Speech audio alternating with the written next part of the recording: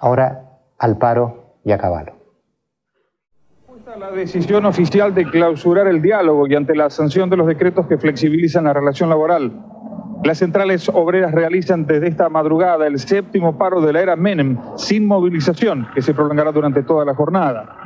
La medida tomó impulso a primera hora cuando el transporte, principalmente colectivos, iniciaron la huelga con alto acatamiento. Recién durante la mañana comenzaron a circular algunas unidades, aunque de forma espaciada. En tanto, los trenes, como los de la línea Belgrano y San Martín, corrían con casi 1 hora de demora. En Constitución, los ramales Florencio Varela, Gleu y Quilmes funcionan cada 120 minutos. A La Plata y Ezeiza, suspendidos durante todo el día.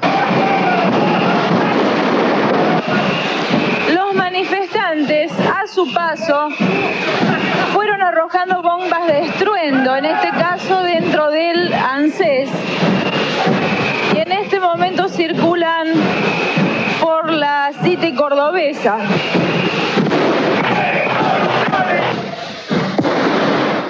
La gente se quedó en la casa. Fue la decisión voluntaria de acompañar a la Confederación General del Trabajo. Unos pocos jubilados de la mesa independiente del conurbano, encabezados por Raúl Castells, cortaron el puente Pueyrredón, pero esta gente vino acompañada hoy por militancia de Quebracho y Patria Libre, tiraron miguelitos, botellas y piedras y comenzó una verdadera agresión bajo el puente en la bajada de Provincia. El número de incidentes es muy escaso y muy inferior a los registrados en paros anteriores, especialmente en el paro inmediato anterior.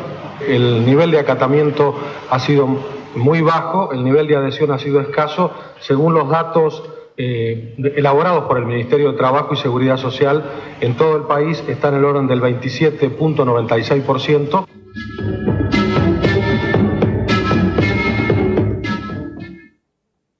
Es el quinto de la CGT, hubo 2 más del MTA y CTA. Bueno, le voy a decir cómo organicé esto, ¿no? Nosotros convocamos a 7 ciudadanos que de alguna manera representan las posiciones que ustedes tienen, diferentes. Unos pararon, otros no pararon, y van a darnos su opinión. Después vamos a tenerlo a caballo para que nos explique lo que pasó el jueves pasado y otras cosas, lo que hizo Indiputados, por ejemplo, estuvo 4 horas reunido con la Comisión de Juicio Político de Diputados, y después los voy a juntar a caballo con los ciudadanos, para que ellos le digan todo lo que los ciudadanos dicen de Caballo, si le creen, si no le creen, por qué hace esto, por qué no lo dijo antes, en fin. Así va a seguir el curso de este programa. De manera que después de un pequeño corte, vamos a ver qué nos dicen los ciudadanos, por qué pararon los que pararon, por qué no pararon los que no pararon. ¿Quién paró y quién no paró? ¿Quién paró? Yo no ¿Usted paró? ¿Usted no paró? No, trabajo en forma independiente y estaría parando a mí mismo, ¿no? Creo que a veces esto de poder plegarse a una medida de fuerza, que en mi caso yo estoy de acuerdo. ¿Usted está de acuerdo con la medida de fuerza? Estoy de acuerdo, pero en mi caso trabajo para mí. Y no tengo tampoco empleados ni tengo empleador, trabajo para mí simplemente. Y creo que me ha tocado estar de acuerdo con el paro. O sea, repasando un poco todo lo que tiene que ver con los reclamos de la CGT. Me parece que son realmente lógicos, engaños del propio gobierno, promesas por el tema de las obras sociales, que no iban a competir con la medicina privada, por ejemplo, una promesa del presidente Menem del año pasado. Y promesas que no se cumplieron y que esta CGT interpreta que es meterle la mano en el bolsillo al trabajador. Yo estoy de acuerdo con esto, de hacer paro para reclamar, porque hay cosas, como por ejemplo los estatutos profesionales, algo que por ahí a muchos que estamos en el tema del periodismo o en la locución, nos pasa que nos vamos a encontrar con reformas laborales que van a quitarnos nuestros estatutos profesionales, aquellos que nos amparan. El caso del estatuto del periodista, por ejemplo, que está contemplado dentro de la flexibilización laboral. Y ¿usted es periodista independiente? Yo soy estudiante de locución en el ISER. Y un poco con la locución y demás uno se mete también mucho en el tema periodístico. Uno tiene ganas de indagar todos los días, y cosa que en la juventud, en la gente de mi edad, muchas veces no pasa porque hay un descreimiento muy grande. Pero lo que sí quiero decirles es que el reclamo debe ser libre para todos nosotros los trabajadores. El tema de la movilización, del transporte público, se me ocurre que debe ser un servicio que no se debe cortar en ningún paro, porque... El que quiere lo toma, el que no quiere no lo toma. Claro, ¿sabe por qué, doctor? Porque el apagón fue la muestra más contundente de lo que significa que la gente tome conciencia y que sea realmente espontánea, y si quiere o no, hace una adhesión a algún reclamo público. Yo no estoy de acuerdo que el servicio público de transporte se corte, porque es como que nos cortaran en alguna época cuando las empresas, por ejemplo, de obras sanitarias o las empresas de luz, cortaran la luz o el agua porque estaban haciendo paro. Me parece que el transporte es lo mismo. Yo reivindicaría muchísimo más un paro si la gente tuviese la opción de poder ir a trabajar y no lo hiciera. ¿Alguien está en desacuerdo con este ciudadano? No, estamos todos de acuerdo. Señor. Yo te doy mi parecer. En un momento de mi vida yo hubiese hecho paro. Yo era muy chico y había paro y yo vivía en Santa Fe y el paro se hacía, no trabajaba nadie. Pero hace un tiempo se empezó medio como a podrir el sindicalismo, a transar todo feo. Entonces no les creo más. Ahora yo no paro porque yo no puedo parar. Estoy así. Si no trabajo, fui. Tengo que trabajar. Hace 26 años que trabajo. Que trabajo en la carpintería. Yo soy ebanista. Y no puedo parar.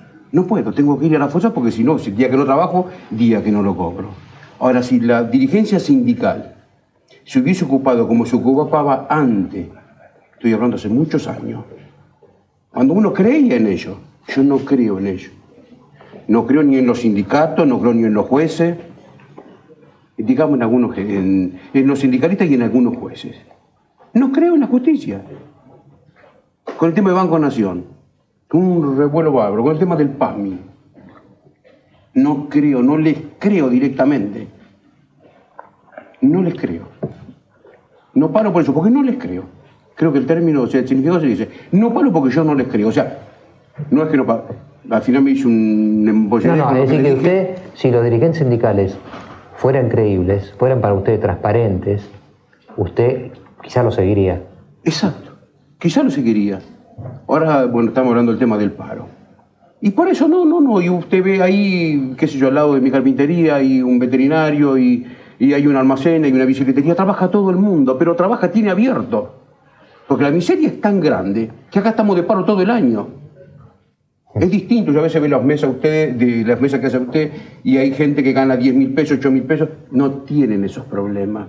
Pero yo vivo en un barrio donde la miseria, pero hasta acá te llega. Entonces estamos, todo el año se está de paro ahí. Y tengo los nenes en una escuela donde más o menos... Es decir que usted cree que es un privilegio poder trabajar en la Argentina de hoy.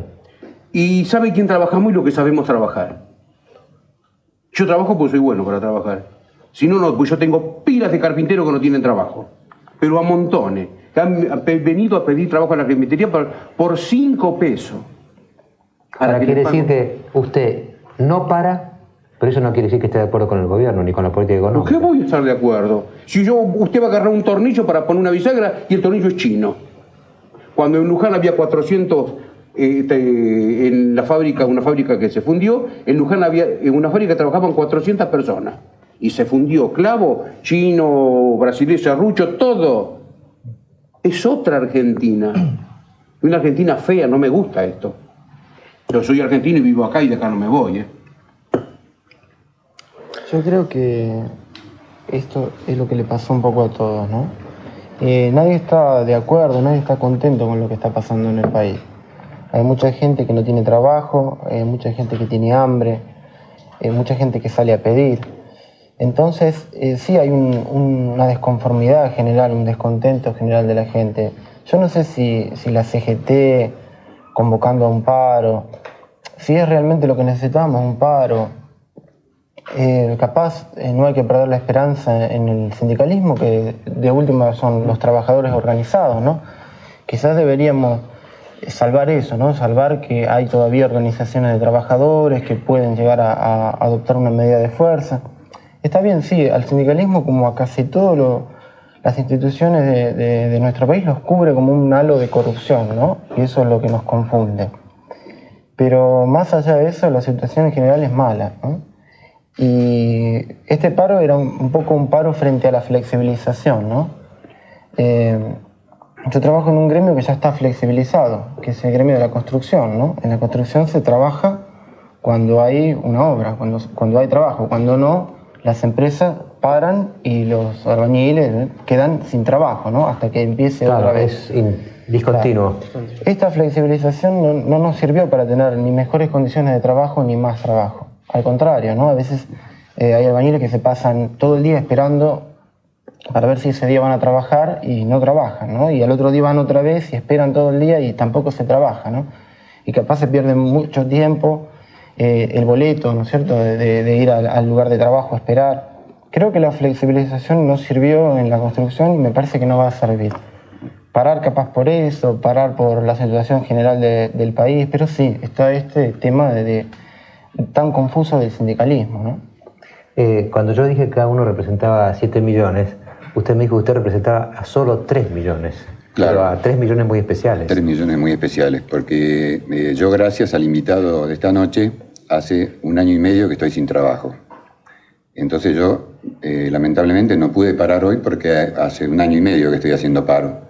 Me hubiese gustado poder plegarme al paro, pero, como le reitero, su invitado de esta noche no me dejó dar esa oportunidad.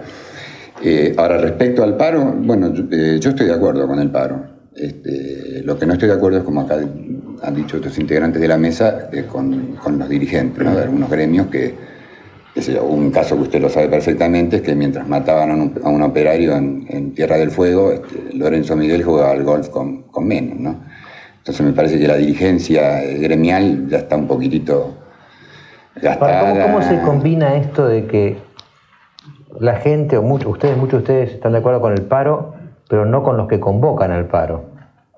Ahora, si uno para, de alguna manera también fortalece la posición de los que convocan al paro. Por la imagen que dan los dirigentes. Hay dirigentes que es como que se abulonan a la silla. Un caso es Lorenzo Miguel. Entonces a mí me parece de que la gente joven, la gente ya está como descreída. La mayoría de la gente está descreída de los sindicalistas porque Menem, cuando no era gobernador, yo me acuerdo muy bien de que a mí me gustaba muchísimo la imagen que él daba. Y en una de las manifestaciones que hizo al lado del brazo de Lorenzo Miguel y de otros sindicalistas, yo dije una vez, como una utopía, dije, me gusta, si él se postulara yo lo votaría, pero lo dije realmente con ganas y realmente con fe, porque me pareció un hombre sincero. ¿Lo votó? Lo voté en el 89, nunca más. ¿No en el 95? No. Entonces yo soy ama de casa y trabajé hasta el 88 y como protocolista notarial en escribanía y en estudios de abogados y nunca tuve problemas como para conseguir trabajo, siempre me iba al lugar donde me ofrecían unas mejores condiciones. Me quise reinsertar hace 5 años al trabajo porque mis hijos habían crecido y bueno, no lo pude hacer. Y bueno, ahora mucho menos, ¿no? Por el tema de la edad, por el tema de, bueno, que no hay trabajo, que piden chicas jóvenes con 18, 20 años con minifalda y poca experiencia. ¿Es verdad eso? Sí, es cierto. ¿Poca experiencia en qué? Bueno. Digamos, ¿usted ha vivido esto de que la piden con minifalda? Sí. Y pagan poco sueldo. Imagínense, yo para dejar mi casa, mis hijos, por 300 pesos, me lo gasto en viaje. Como usted preguntaba, ¿no? ¿Poca experiencia en qué? En el trabajo, porque se pagan menos. Entonces las van formando. Claro. ¿No es cierto? Toman como aprendices, digamos. Claro, sí. Después cuando ya esa persona toma un poco de experiencia y va a exigir, ¿no es cierto? Porque uno exige a medida de lo que uno se valora. Y bueno, ya... Bueno, lo que pasa es que si hay mucha gente afuera, desocupada, esperando entrar, la posición negociadora del empresario frente al trabajador es fuertísima. Que si hay pleno empleo, cuando hay pleno empleo, cuidan al empleado porque si se va no hay otro, pero si se va y hay 5 esperando... Claro, a mí no me pasa, o sea, eso lo que usted dice, doctor, a mí no me pasaba, o sea, no, yo no tenía problemas en el 80, 81, claro, 82. Y después empezó.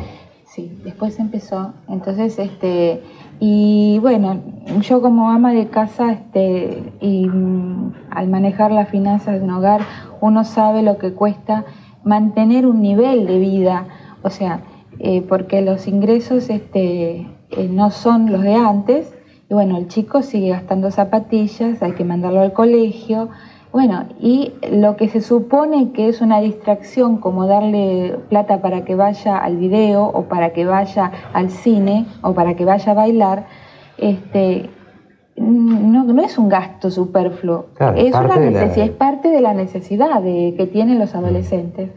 El tema es cuando se habla de canasta familiar. Exactamente. ¿No? ¿Qué es una canasta familiar? ¿Es pan, leche o es algo más que eso? Es mucho más. Claro. Es mucho más. Como el tema a veces de uno de las vacaciones, dice, no, o sea, lo he escuchado al presidente decir, bueno, que las vacaciones siempre, o sea, se quejan pero van de vacaciones por como seguramente lo va a decir ahora cuando la gente empiece a irse de vacaciones.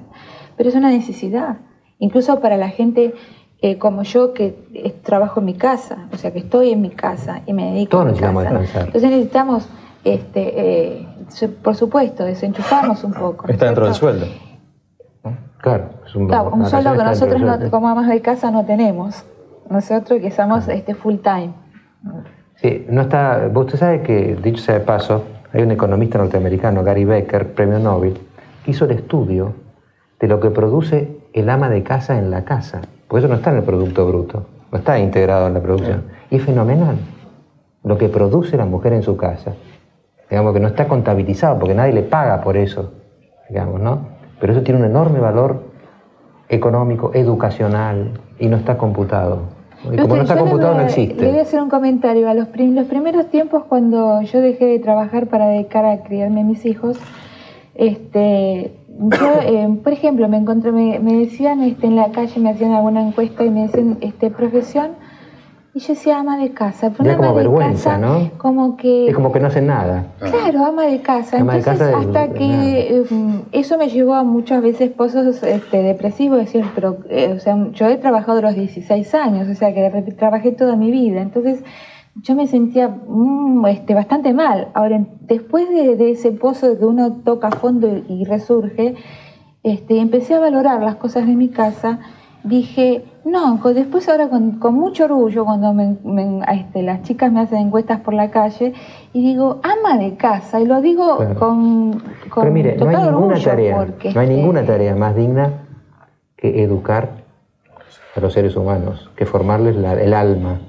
Y eso se hace en la casa. Y aparte acompañar, porque yo tengo compañeros de mis hijos que las madres trabajan, que los dejan a cargo de personal, y que son tan chicos, tan solos, tan tristes. Entonces, yo ahí cuando yo empecé a tener contacto con esos chicos, con compañeros de mis hijos, yo noté la diferencia. La diferencia de lo que se da o lo que no se da. Del tiempo, porque por más que a veces digan los psicólogos la calidad, mi hijo le gusta que cuando vuelve a casa yo le haga el café con leche a la tarde. Señor. Sí, yo tengo una rara contradicción. Provengo de un hogar formado por un padre que fue dirigente sindical. Y en este momento, con algunos amigos, tenemos una empresa de servicios, lavado de camiones, engrase, taller mecánico, en la cual trabajan alrededor de 16, 17 personas. En el día de hoy concurrieron 4 personas nada más. El resto, habiendo avisado que se iban a plegar al paro, el día 23 avisaron que no iban a venir a trabajar. Yo creo que esa es la situación que vive hoy la Argentina.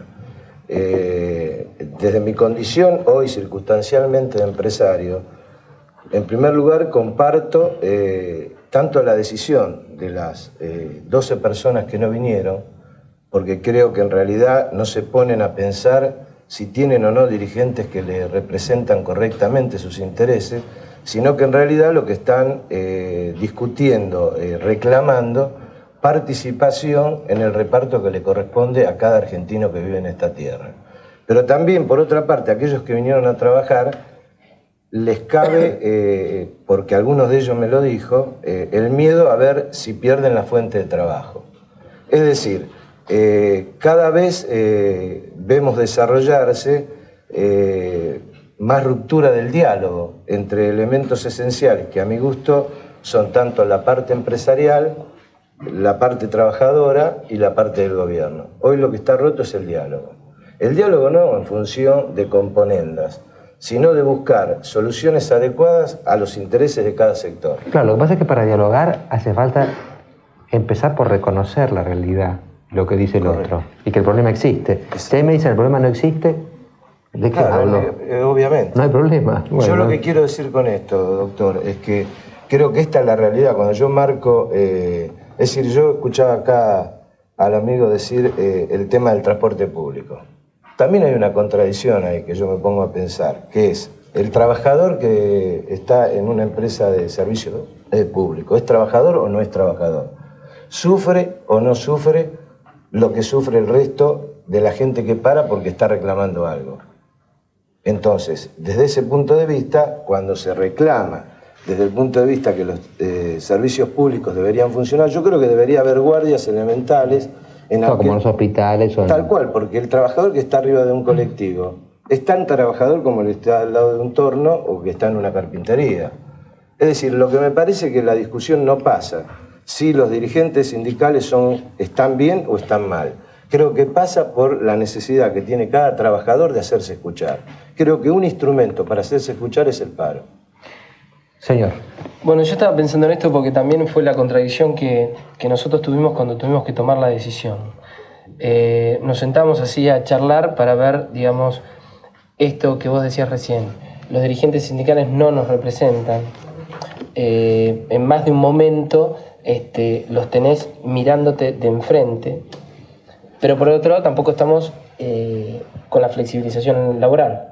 Más horas de trabajo, peores condiciones, bueno, todo lo que podemos seguir agregando.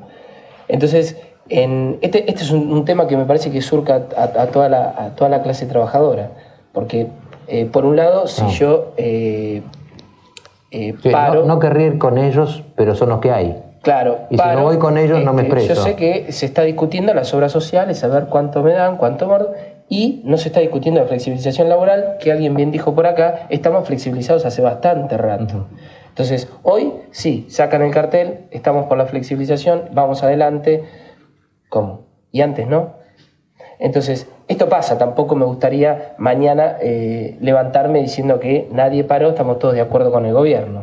Esta contradicción que nos viene surcando y nos viene apretando, nosotros la resolvimos como pudimos, digamos, parando en la mitad del tiempo, digamos. Fuimos a trabajar medio tiempo y medio tiempo. Así resolvió una contradicción. Claro. Medio paro hicieron. Claro, medio un paro. Semiparo. Creo que tuvo que ver con este pensamiento, digamos, no aportar a esto que no tuvo, digamos, se cortó la continuidad después del paro y medio, no se siguió discutiendo lo que se tenía que discutir, sino se discutía por otra cosa. Y, claro, el tema es quién se beneficia del paro, porque si se beneficia un dirigente sindical que usted no quiere que se beneficie, pero usted está favoreciendo un dirigente sindical. Claro, pero si no para, se beneficia el gobierno que tampoco usted quiere beneficiarlo. Más que nada porque sigue adelante con un proyecto con el que no acordamos desde el trabajo, digamos, ¿no? Bueno, están acá unos chicos y unas chicas del Instituto Agustín Elizalde. Chicos, no sé cómo calificarlos porque estamos en plena vacaciones y se vinieron para acá, no sé cómo hacen, pero en fin están, ¿no? En el próximo bloque vamos a estar con Domingo Cavallo y les quiero preguntar una cosa. Después Cavallo se va a sentar acá, ¿no? ¿No van a sentir así tanto respeto de no decir nada? Pero yo quisiera terminar, redondear por qué yo tengo ese pensamiento de que recién le dije, que no confío en esto. Cuando el presidente Menem estaba de candidato a presidente, fue a uno de los lugares donde trabajaba mucha gente, de Laguna Paiva, de Santa Fe. Yo soy de Santa Fe, de San Cristóbal, un poco más allá. Y en aquel momento se comentaba de que iban a despedir mucha gente. Y debe estar grabado en algunos estudios de televisión un mensaje que dijo que no íbamos a despedir a un solo ferroviario. A uno solo no, a muchos. Yo soy hijo de ferroviario. A un solo ferroviario. En mi pueblo donde trabajaron mis tíos y mis primos, había 700 y pico de hombres trabajando. Un pueblo feliz con trabajo, es un pueblo feliz. Pues después vino y los echó a todos. Y ahora hay 40 trabajando y el pueblo desapareció. Entonces, si yo le pregunto a los sindicalistas que están hoy, posiblemente sean los mismos que estaban en aquel momento, ¿por qué no hicieron paro en aquel momento cuando veía que iban a rajar a toda la gente? ¿Por qué se callaron la boca y no la tuvieron bien puesta para decir un momentito, vamos a hacer paro? No van a echar la gente así. Las familias se destruyeron, se andan diseminados por todos lados. Y yo soy santafesino, me crié en mi pueblo y en otro momento, por otras circunstancias, me tuve que venir. Pero ¿por qué en aquel momento no se hizo paro? ¿Por qué? ¿Por qué no se hizo paro? Yo les pregunto por qué. ¿Se acuerdan que Menem dijo ramal que para, ramal que cierra? No sé. Una frase célebre esa de Menem. Pero a mí me parece que horror. Entonces, ¿cómo quiere que yo crea en esta gente? No puedo creer. A mí me parece porque jodieron a mi familia, a mis amigos, a mi primo y a cuantos más que no son mis amigos y no son mis parientes. Ahora, si en aquel momento yo hubiese puesto los pantalones, no, momentito. Vamos a echar, bueno, ¿dónde lo vamos a poner? ¿Qué vamos a hacer con la gente? No, la cerraron y afuera. ¿Y usted qué hace? Que se crió y vivió en ese pueblo, que no conocía ni siquiera la ciudad de Santa Fe. ¿Dónde va a ir? ¿Dónde va?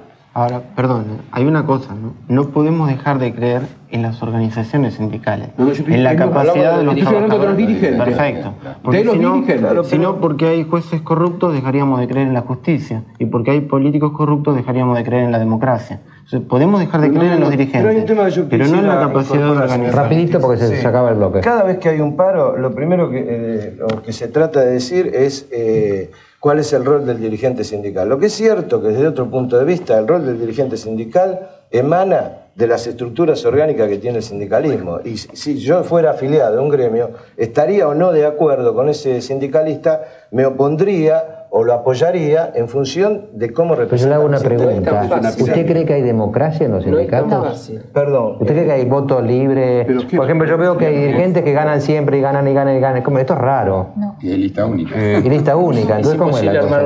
¿Usted cree que realmente hay discusiones, todo el mundo vota? ¿Es como la democracia? Doctor, cuando durante mucho tiempo en el colegio de abogados, no recuerdo bien el nombre, creo que era el doctor Podetti,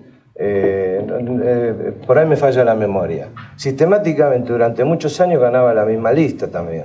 Desde ese punto de vista, y yo creo que en el colegio de abogados había democracia. Yo no estoy hablando si está la democracia enmarcada en los intereses personales de algún dirigente sindical. Lo que yo creo que hoy la convocatoria que usted nos hace con respecto a ver qué opinamos sobre el paro está en función del hombre, del ser individualmente que ha parado o se ha plegado. Claro. O como aquel que no ha podido por, como decía acá el amigo... No, y acá yo en esta mesa hemos visto un poco todas las posiciones, ¿no es cierto? Ustedes quédense y apróntense. Domingo Cavallo en el próximo bloque. Quiero aprovechar este programa para rendir un homenaje a un humanista que hoy falleció en Jerusalén. Así como las personas a las que usted rindió homenaje, que ciertamente se lo merecen, yo quiero destacar que el profesor Michael Bruno fue un hombre que hizo mucho por su país, por Israel, pero también por la humanidad y también por la Argentina.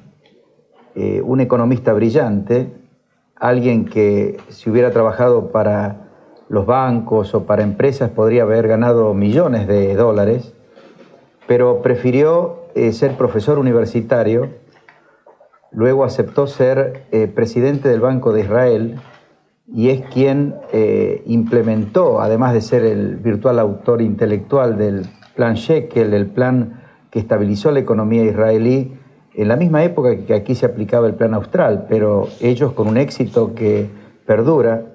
Y luego fue vicepresidente del Banco Mundial e impulsó las investigaciones y los estudios para que el crecimiento de los pueblos vaya acompañado precisamente con reducción de la pobreza y con mejoramiento efectivo de la calidad de vida de la gente.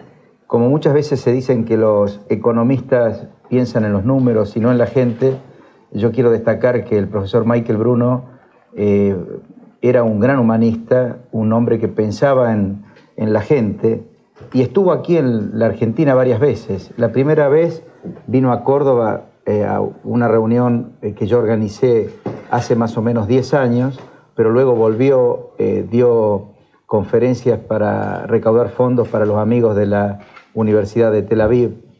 Y bueno, hoy falleció. Muy bien. Bueno, doctor Cavallo, donde está sentado usted, el jueves pasado estaba sentado el presidente. Yo no di nada al aire porque mi compromiso con él era a solas, y se hizo a solas. Pero casi yo fui el único que no di al aire lo que pasaba acá. Fíjese si no.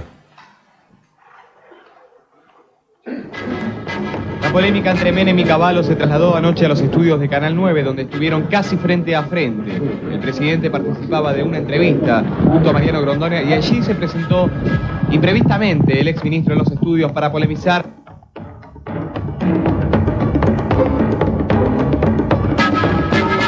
Cavallo estuvo apenas 2 minutos en el estudio.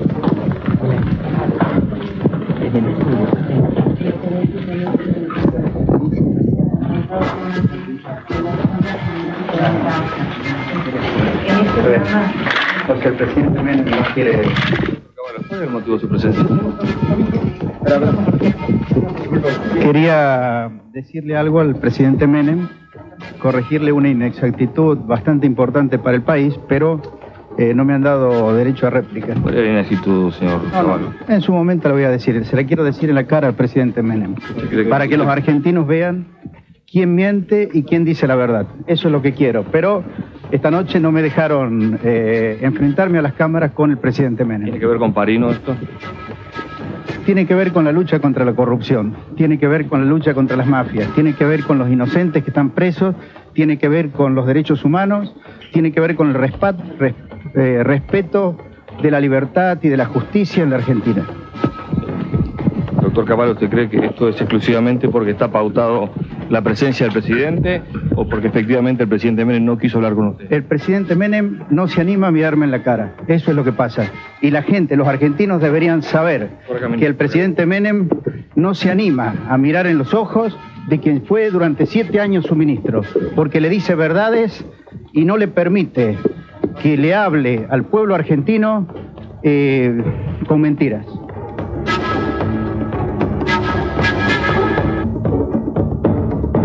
Quiero aclarar un pequeño incidente que ha habido acá en el estudio de Hora Clave. Seguramente se enterarán ustedes, si no se lo voy a decir yo de todas Aquí maneras. no, ¿Eh? Aquí no. No, aquí, no. Bueno, les voy a aclarar. El doctor Cavallo se hizo presente en el canal, llegó al estudio, quería aparecer y yo le hice aclarar por mis asistentes que como fue anunciado este programa, es a solas con el señor que está acá a mi izquierda, el presidente de la Nación. De todas maneras, el doctor Cavallo sabe que puede venir al programa cuando quiera. El jueves que viene tengo programa y ya está invitado. Muchas gracias por la invitación.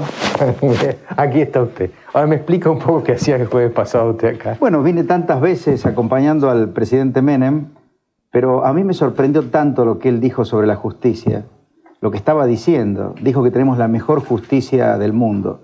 Y yo tantas veces había hablado con él sobre los gravísimos problemas que tenemos en la justicia argentina y problemas que repercuten sobre la vida cotidiana de los argentinos, que me asombré y dije, si yo estoy ahí delante mirándolo, ¿seguirá hablando en estos términos? ¿O recordará las conversaciones que tuvimos? Tantas veces que yo le di ejemplos sobre cómo en algunas instancias de nuestro Poder Judicial se protegen a evasores, a contrabandistas, a la corrupción, y cómo desde el Poder Ejecutivo algunos de sus ministros manipulan a esos jueces. ¿Se animará a decir que tenemos la mejor justicia del mundo, estando yo presente y mirándome? Ese Así fue que el sentido. El factor desencadenante fue cuando dijo que teníamos la mejor justicia del mundo. Sí, realmente. Yo pocos días antes de que él me pidiera la renuncia, estuve hablando en profundidad con el presidente Menem. Por ejemplo, planteándole la conducta del juez Guillermo Tiscornia, pero no en relación con Parino o con Cavallo, sino en relación, por ejemplo, con los que evaden el IVA y el impuesto a las ganancias en el mercado de las carnes, o los que hicieron evasión impositiva y pretendieron cobrar reintegros que no les correspondían en las exportaciones de oro, o en muchas operaciones de contrabando que quedaron absolutamente impunes, o de facturas truchas que permitieron evadir enormes cantidades de impuestos y a los que el juez Tiscornia le dio protección. 30 días antes de que yo renunciara, el presidente Menem me dijo, ¿qué esperamos para pedirle el juicio político a este juez y a todos los que se comportan como él? Porque si no, no vamos a cobrar impuestos, si no, no vamos a tener recursos para cumplir las funciones esenciales del Estado. Y después, aquí, a pocos meses de aquella conversación, dijo que tenemos la mejor justicia del mundo. Dígame una cosa, doctor Carlos, ¿usted creía seriamente que el presidente Menem se iba a dar vuelta y iba a decir, Mingo, vení, sentate? No, sentate no, pero ¿por qué se iba a sentir molesto con mi presencia? Tantas veces que estuve yo en este estudio. Imagínense, toda la gente que estaba con el presidente Menem, ninguno de ellos ni siquiera osó mirarme, o saludarme, o decir, ¿qué estás haciendo? Es decir, ahí se puso de manifiesto que están como aterrorizados. Me ven entrar a mí y piensan que va a pasar algo explosivo.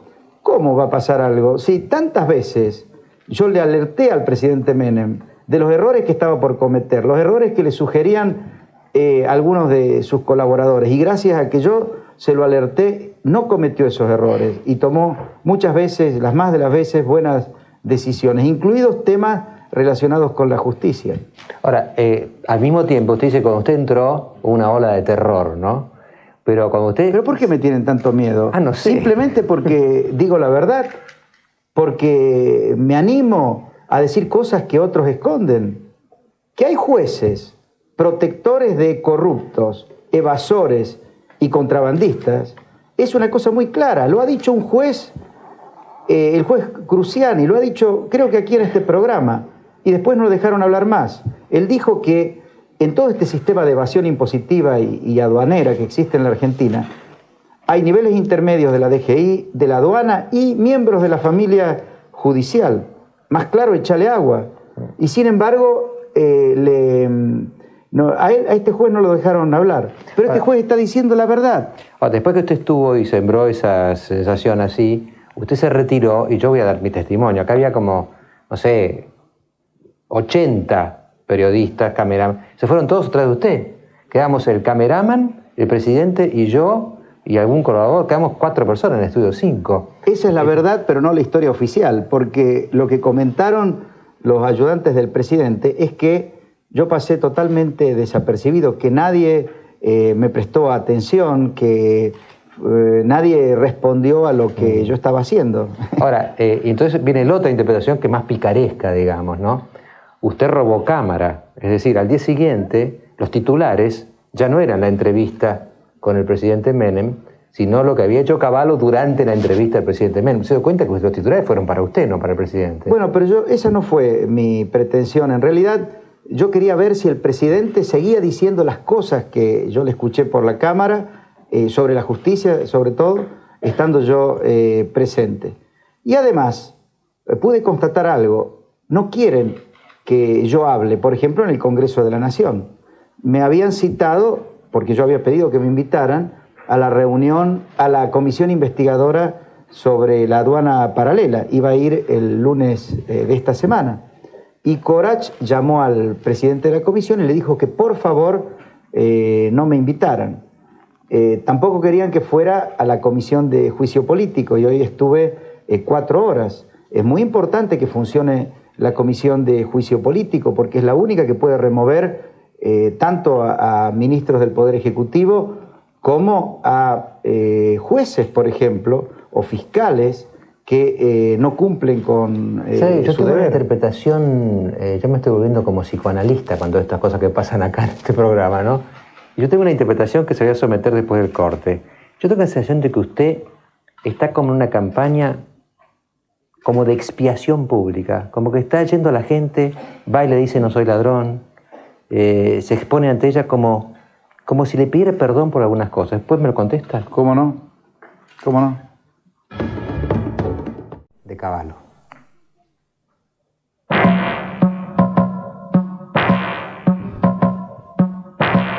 Yo no soy ladrón. Yo he trabajado por ustedes. Yo no soy ladrón. Los ladrones son los que le han quitado el pan a ustedes. Usted es de Pierri, ¿no? Usted ahí le veo que están poniendo el canal 26. Claro que sí. Usted es una diputada de Pierri. Usted no representa. No, y Pierri no reparte plata para comprar la voluntad. Pero por favor, a mí nunca. Porque yo nunca he manejado plata mala vida.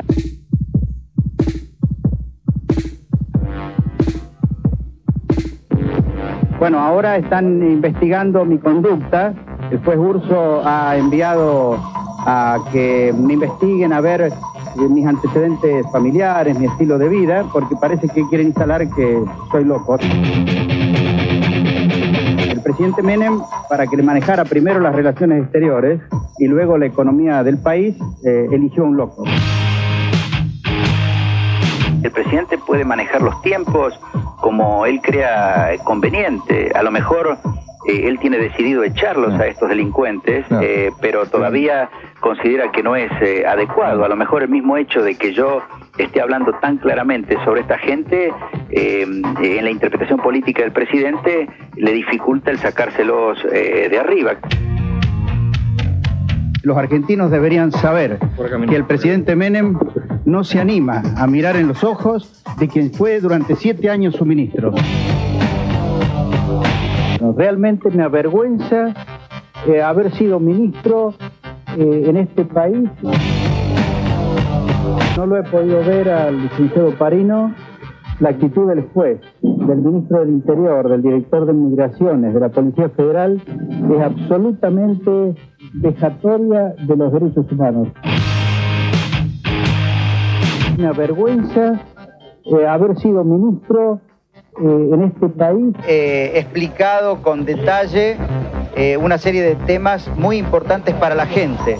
No cuestiones personales, sino cómo se apoya y alienta y protege a la evasión impositiva, al contrabando, a la corrupción. Lo que hizo un programa bastante tétrico desde el punto de vista institucional, porque planteó que tenemos un gobierno con 2 ministros mafiosos. Esos 2 ministros son parte de una asociación ilícita que manejan jueces y fiscales, y los jueces y fiscales encubren a delincuentes, a contrabandistas, a evasores impositivos. O sea que estamos con un gobierno mafioso y con un presidente que no lo dijo Cavallo, pero que directa o indirectamente está casi encabezando esta acción de los grupos delictivos o asociaciones ilícitas. De todas estas cosas, la que más impresionó a mí cuando usted bajó en su casa y le dice a la gente, yo no soy ladrón. Por eso decía la interpretación psicoanalítica, ¿no? Yo me acordaba de otro ministro de Economía famoso acá, Juan Martínez de Oz. Cuando uno tiene mucho poder, después viene la contraola. Eso es así, ¿no es cierto? Los militares tuvieron todo mucho poder y la Junta terminaron presos. Bueno, a Martínez también le vino la contraola y él es un hombre muy arrogante, muy silencioso, se cayó, se guardó. Usted salió, ¿no? Entonces, esta interpretación, ¿usted quiere tender un puente con la gente? ¿Siente que la gente le quiere hacer expiar algo a usted? ¿O usted quiere expiar algo con la gente? ¿Quiere explicarle? ¿Quiere acercarse? ¿Quiere hacerse perdonar algo? Mire, mi actitud fue siempre la misma. Si usted hubiera pasado en este momento aquella entrevista con Norma Pla en el año 91, cuando yo la recibí con un grupo de jubilados en el ámbito del Congreso Nacional, a donde yo había ido a responder a una interpelación. También ahí, seguramente en el año 91, me habrá encontrado o me verá emocionado como estaba el día que le explicaba a esta gente que había mandado Pierri. Yo me acuerdo que en el 91, en mi programa, en este programa, comentamos eso. Yo dije, no se avergüence de emocionarse, no tenga vergüenza. Pero por supuesto, yo me muestro como soy. Yo enfrento las situaciones, yo miro a la gente en los ojos y yo les trato de explicar. Yo soy un ser humano como cualquier otro y yo creo que si uno se muestra tal como es y no esconde sus emociones, yo creo que llega más a la gente. Ahora, ¿por qué a mí me interesa que sepan cómo soy y que presten atención a lo que digo, porque es lo que yo puedo hacer por la gente. Puedo explicarles, por ejemplo, cómo se van a resolver los problemas gravísimos que todavía tenemos en el país. ¿Por qué tenemos mala salud, un pobre sistema educativo, muy mala seguridad, nos falta justicia? Eso yo quiero explicárselo, porque no es cierto que se deba, por ejemplo, a que no haya recursos para la salud. En los ámbitos donde se administran los recursos de la salud, desde el PAMI a muchas obras sociales, pasando por el Instituto de Servicios Sociales Bancarios, se despilfarra el dinero, hay una corrupción fenomenal, y entonces ahí sí se le está robando a la gente. Y resulta que a pesar de que hay claras evidencias de esta corrupción, han pasado años y años y no ha habido ninguna investigación y mucho menos ha habido sanciones determinadas por la justicia, ha habido penas para los culpables. Entonces yo creo que esto hay que decírselo a la gente, porque si no, la gente se equivoca. Por ejemplo, si volvemos a la década del 80, donde para crear empleos, ya sea en los ferrocarriles o en las provincias o en los municipios, ofrecían cargos públicos y la gente ahí no trabajaba, no producía nada, ningún bien o servicio.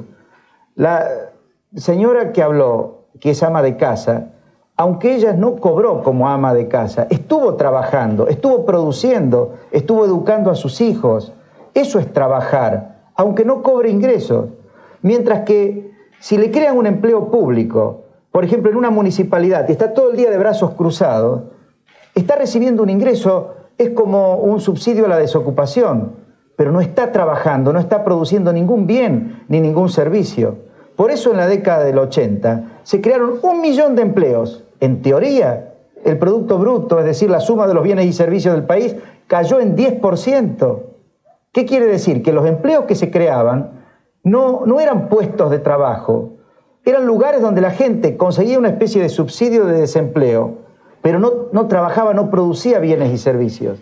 Entonces, esto hay que explicárselo a la gente, porque si la gente cree que los gobernantes tienen una especie de varita mágica por la cual pueden crearle ocupación a cada uno de los desocupados, la gente se va a equivocar y no va a conseguir soluciones. Y yo lo que trato de hacer es transmitirle lo que yo conozco a la gente. Y por supuesto, lo primero que tenemos que hacer nosotros, los dirigentes, es reconocer la existencia de los problemas. Yo sé que hay un gravísimo problema de desocupación, que hay mucha pobreza, que es pésimo el sistema de salud, que no es buena la educación, que el sistema judicial funciona muy mal, que tenemos graves problemas de seguridad, pero tenemos que ver cómo se resuelven. Bueno, y la gente tiene el próximo bloque va a tener ahí los ciudadanos para no? que... ya volvemos. Duró 4 horas, la reunión duró 4 horas, usted ha hablado 3 horas 50 seguramente. Quería consultar con algunos de los que estuvieron ahí a ver qué impresión tuvieron ellos. Uno de ellos, el diputado Álvarez. Chacho Álvarez, buenas noches, ¿cómo le va? ¿Qué dice, Rondona? ¿Cómo está? ¿Cómo le va? Bien, ¿cómo fue la cosa? Bueno, luego de escuchar a Cavallo, uno se hace algunas preguntas basadas en la certeza de darle credibilidad a sus afirmaciones. La primera, ¿cuáles son los límites éticos o morales para participar durante 7 años de un gobierno de comportamientos, llamaríamos como le gusta a Cavallo, mafiosos? Más aún cuando el presidente Menem siempre fue el mismo, no hay un Menem del 89 al 95, cuando Cavallo comienza a hacer las denuncias públicas, sobre todo la del grupo Yabrán, y otro Menem distinto, justamente a partir de que Cavallo comienza con las denuncias públicas. La segunda, más que una pregunta, una reflexión. En la denuncia de Cavallo, la gente confirma algo negativo desde la perspectiva de la concepción del gobierno del poder, que el poder tiene sus códigos secretos infranqueables y exige cuando se participa de él quizá complicidad, silencios palaciegos o a lo sumo tibias denuncias o luchas internas, pero nunca la denuncia altisonante, radical, que se expresa cuando se es expulsado por el mismo poder que se ayudó a construir. Yo creo que Grondona hoy fue muy importante que Cavallo pudiese expresarse en el Congreso para canalizar o para comenzar a canalizar institucionalmente sus denuncias que describen un panorama desolador, un gobierno capturado por las mafias, con una figura de Menem que Cavallo indirectamente hace oscilar entre la complicidad y la ignorancia de temas gravísimos, 2 ministros mafiosos, jueces y fiscales que encubren evasores, contrabandistas y corruptos, un secretario general de la presidencia, el hombre de más confianza de Menem hoy, que comparte la asociación ilícita, es decir, son parte de un gobierno que los argentinos soportamos casi como un gobierno cooptado o tomado por la mafia. Nosotros lo dijimos hace 7 años, yo creo que en 1990 comenzamos a reflexionar en un libro que Cavallo hoy llevó al Parlamento, La Carpa de Alibaba. Esperemos que todo esto no sea solamente una suerte de lucha entre bandas o entre mafias de guantes blancos contra mafias de guantes negros, sino que todo esto nos lleve a una mejor institucionalidad y que existe una justicia creíble e independiente, Grondona, porque si hemos judicializado la política, el lugar de la verdad debería ser el lugar de la justicia, y el lugar más cuestionable de la sociedad, el lugar menos verosímil hoy en la Argentina, es justamente el lugar de donde debería erigirse la verdad y la justicia. Y ese es el problema que tenemos hoy, no solamente Cavallo o el gobierno, el tema que sufrimos el conjunto de los argentinos. Doctor Cavallo, no se distraiga. ¿Quiere contestar algo al Chacho Álvarez? Sí, yo justamente hoy le pedí a Chacho Álvarez que no pusiera en mi boca cosas de las que no soy autor, porque si no después me pasa como la otra vez que él me visitó en mi despacho unos días antes de mi presentación en el Congreso, el 23 de agosto del año pasado, y todos los diarios tomaron como que lo que Chacho dijo a los periodistas eran las palabras de Cavallo. Yo no estoy de acuerdo con la síntesis que él hizo de lo que hoy dije en la reunión.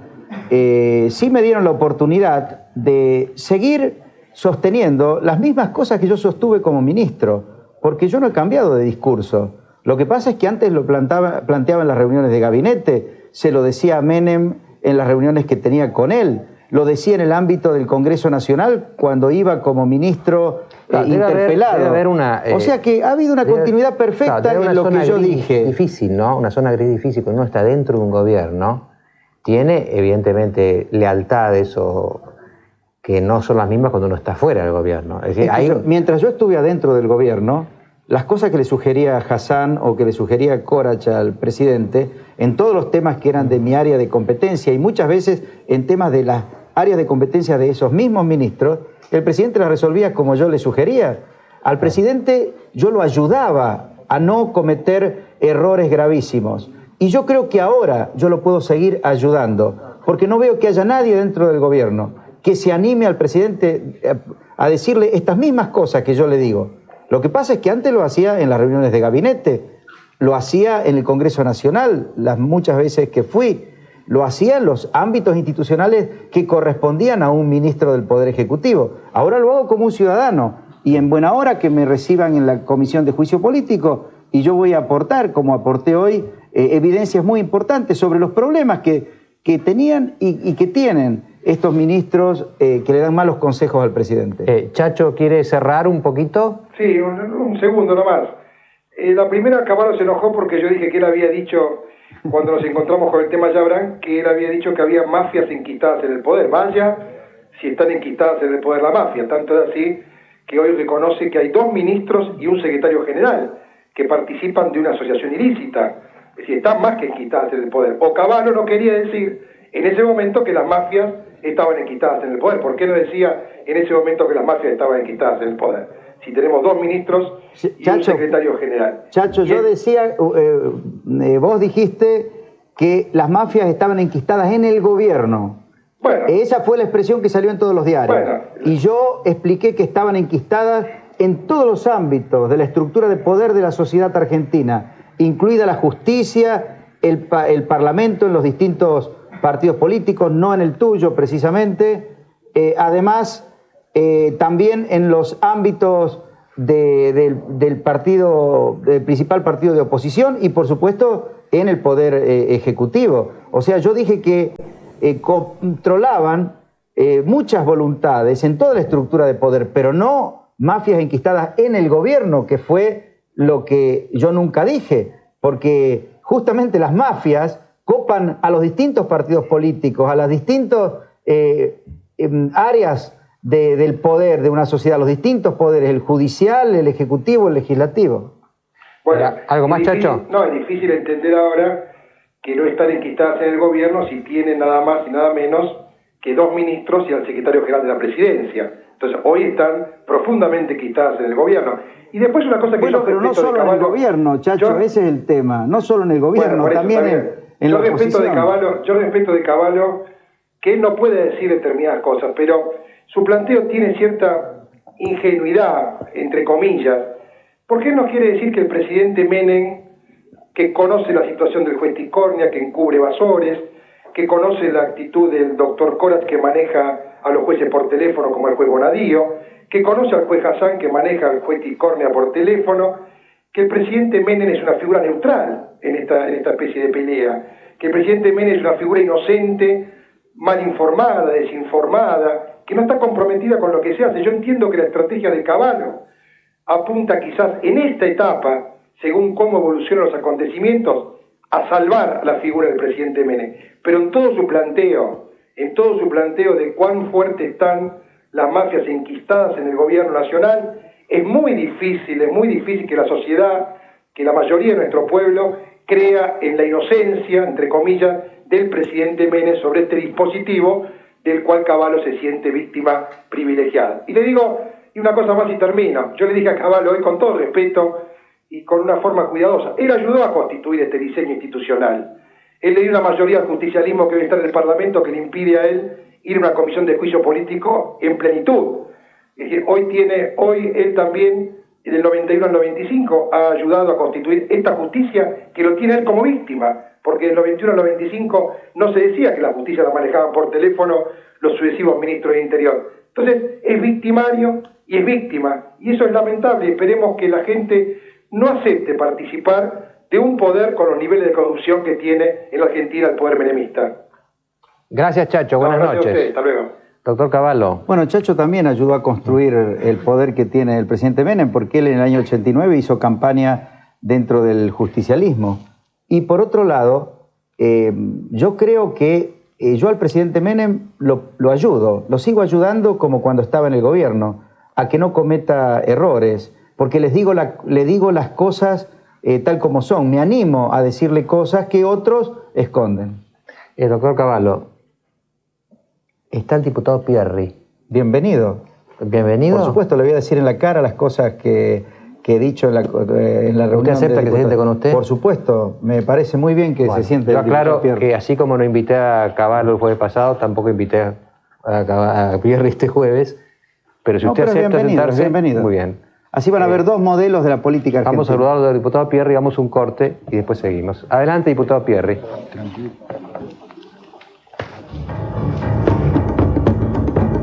Agradecerle a usted, Mariano, y al doctor Cavallo que me hayan permitido esclarecer algunos de los dichos del hoy exministro Cavallo respecto a mi persona, y también pedirle disculpas a usted porque es como que estamos entrando a su programa sin haberlo convenido y sin haberme usted invitado, lo cual le agradezco mucho. Pero yo sentí tener la obligación de poderlo mirar a los ojos al doctor Cavallo. Yo lo puedo mirar sin ningún tipo de problema. Primero, porque no lo digo esto ni como político, ni como empresario, lo digo como hombre. Yo tengo una familia y tengo un honor. Entonces yo sentí la obligación que tenía que estar aquí cuando pude ver de que esta posibilidad se podía dar. Yo quisiera contarles en muy poquitos minutos, y es la primera vez que lo hago, porque usted sabe que yo no soy un dirigente político que vivo en los medios de comunicación. A lo largo de 12 años que soy diputado, entre los que usted estuvo con Neusta y los que estaban acá, creo que esta debe ser la tercera vez que yo vengo a un programa de televisión. Mi estilo de hacer política es el de estar al lado de la gente. Con el peronismo y muchos dirigentes políticos de la provincia de Buenos Aires, con Duhalde, hemos inaugurado una manera de hacer política, es al lado de la gente y con la gente. Pero yo quisiera, como decía, en 2 minutos, hablar de Alberto Pierri, porque en estos últimos días el doctor Cavallo se ha referido a mi persona. Y yo me siento agraviado, porque yo soy hijo y heredero de esos miles y miles de inmigrantes que llegaron a nuestro país hace unos cuantos años, y creo que soy heredero de esa cultura del trabajo. Yo empecé a trabajar, y todo el mundo sabe que provengo del campo empresario a los 17 años. A mí nadie me regaló nada. Con mi abuelo, uno de esos inmigrantes, y con un tío, en el año 1965 empezamos a trabajar en el mundo del papel. Yo empecé a trabajar. En el año 1970 yo le pediría poder pasar algunas imágenes de un video que tiene, si por favor la puede mostrar, no sé dónde lo puedo ver. Aquí, yo empecé a trabajar. Tenía 17 años, Mariano, y trabajé mucho. A los 4 años de haber iniciado aquí mi carrera, me quedé solo y compré este otro edificio. El primero lo compré en el año 1970, este en el año 1975. Acá tengo en mis manos las escrituras de esas compras. Posteriormente, después de este edificio, compré mi casa. Esta es mi casa. No es que venga a ser ostentación de lo que yo tengo. Esta casa la compré en el año 1978. Hace 20 años que vivo en esta casa. Ahí nacieron mis hijos y hoy tengo un nieto. Y yo me siento muy dolido por todo esto que está pasando. Porque este es el producto de 31 años de trabajo, de 31 años de esfuerzo, no solo mío, sino de toda mi familia. Posteriormente, seguí trabajando. En el año 1979 compré 2 quintas. Esa fábrica que usted está viendo ahí, yo empecé a trabajar comprándola en el año 1981. Ahí trabajan mucha gente, con esfuerzo, con sacrificios, los sábados, los domingos, todos los días. Esta empresa me permitió a mí incorporar a mi patrimonio un campo de 9.000 hectáreas en ese año 1981, otro campo en Varadero, vehículos, propiedades. Esta era una empresa que debía 20 millones de dólares y con esfuerzo, con trabajo, fuimos salvando la situación. Esta es otra empresa que compré también en ese año 1981. Aquí también trabajaba mucha gente en ese tiempo y como ha sido mi vocación de toda la vida, generar puestos de trabajo, mi vida la he dedicado a este mundo del trabajo siempre en el rubro papel. Posteriormente compré esta otra empresa que vamos a ver ahora, una empresa que se llama Aeropel, en el año 1982. Aquí está. Todo esto sin haber imaginado que alguna vez iba a actuar en el mundo de la política. No soñaba. Todo este patrimonio lo fui armando a lo largo de muchos años. Y hoy trabajan en todas estas empresas alrededor de 1.500 familias que permanentemente han creído en lo que nosotros hacemos. Yo no armé mi patrimonio después que entré en la actividad política, lo armé de antes.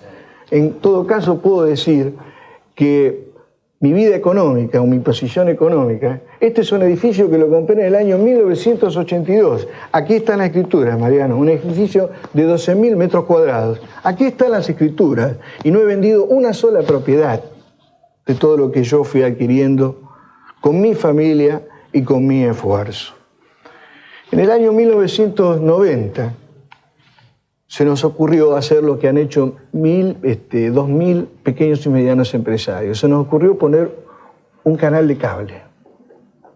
Un canal de cable que no lo compramos diciendo aquí está el dinero y compramos una empresa. Lo hicimos con nuestros propios brazos, con estas manos lo hemos hecho. Hemos trabajado muy duro. En las viejas oficinas de esa papelera, la primera, las tiramos abajo, cambiamos ventanas, pusimos pisos y empezamos a armar de cero este canal de cable, que al igual que otras empresas, han crecido y se han desarrollado y les ha ido muy bien. Y si quiere un buen ejemplo, hablemos de un hombre muy inteligente, muy capaz, como es Eduardo Nerquian, que acaba de vender también su canal de cable en un poco más de 700 millones de dólares.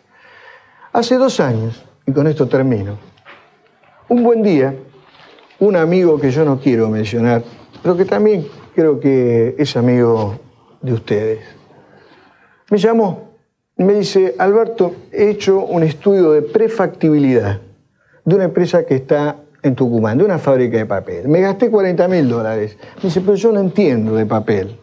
¿Por qué no lo ves? ¿Por qué no lo estudias? ¿Sabe qué hice? Lo estudié, lo miré, ¿y sabe con quién fui a hablar? Con el doctor Cavallo. Le fui a pedir a él la consulta. Le digo: mirá, Mingo, tengo esta posibilidad. Me escuchó, no vale la pena contar lo que me dijo porque es historia vieja, pero alguien a quien yo he respetado y he admirado como argentino, como ministro de Economía, ha sido el doctor Cavallo. A mí no me da vergüenza, por más que él me haya estado injuriando, agraviando, reconocer esto. Porque esta es la verdad de lo que he pensado toda mi vida. Así que yo sentí la obligación de venir acá. Esta empresa que finalmente... quería contarle, esta empresa que este amigo en común, después le voy a contar el nombre fuera de cámara, apostó a que nosotros lo podíamos poner en marcha. ¿Y sabe qué hice? Porque esta empresa había salido a la venta en 2 oportunidades y había fracasado esta licitación. En la tercera oportunidad, porque eran todas ofertas que no eran serias, no tenían que ver con el papel, eran ofertas ridículas. Yo me presenté y para poder hacer frente a este gran desafío, hipotequé viviendas, hipotequé propiedades, prendí cada una de las máquinas y llevé una escribanía junto con mi mujer, firmaron mis hijos, mi mujer, todas las acciones de todo este patrimonio que yo tengo acá.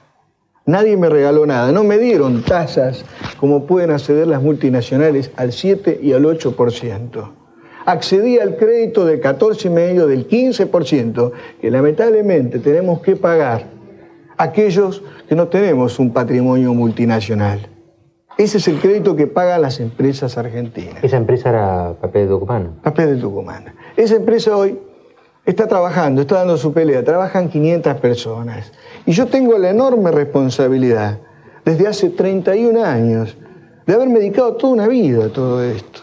Por eso yo sentí, en el dolor que puede sentir un hombre agraviado, fundamentalmente para rendirle cuentas, primero a los 3 millones de bonaerenses, que en el año 1993 me apoyaron con casi el 50% de los votos. Porque algunas dudas pueden haber quedado de los dichos respecto a mi persona. Y yo sentí esa obligación ante esta gente que no entiende toda esta permanente discusión de poner en sospechas a tanta gente. Yo creo que esto es justo. Perdóneme, Mariano. Yo ahora simplemente quiero referirme a 2 temas sobre los cuales se ha referido el doctor Cavallo. Primero, esto que ha estado tan de moda ahora, de que yo le envié gente a su casa. Él ha dicho: este es el estilo Pierri. Es muy injusto, Mariano, porque hoy en la vida política de nuestro país todo el mundo sabe muy bien cómo se manejan esta gente, que a mí no me parecen para nada que son jubilados. Porque yo no creo en los jubilados de 50 años.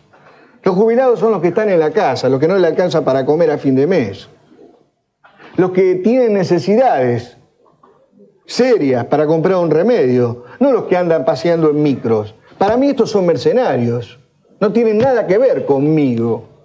Y realmente me siento muy mal que me hayan querido cargar esto. Y yo le pediría al doctor Cavallo que, si es un hombre de bien, con los periodistas amigos que tiene, haga la investigación, profundice la investigación. Y si él comprueba, como estoy seguro, con el periodismo que corresponde, que yo no tengo absolutamente nada que ver con esto, con el mismo énfasis, con la misma gana y la polenta que él le pone a sus cosas, le diga al pueblo argentino, al pueblo de la provincia de Buenos Aires, a mi familia, que se ha equivocado. Porque Es una necesidad que tenemos algunas personas de explicar nuestras verdades y no tener que asentir permanentemente en este mundo de la política, a veces tan sucio, porque usted, Mariano, sabe lo que significó la campaña del año 93. Usted sabe, porque la vivió muy de cerca, yo vine en esa campaña aquí.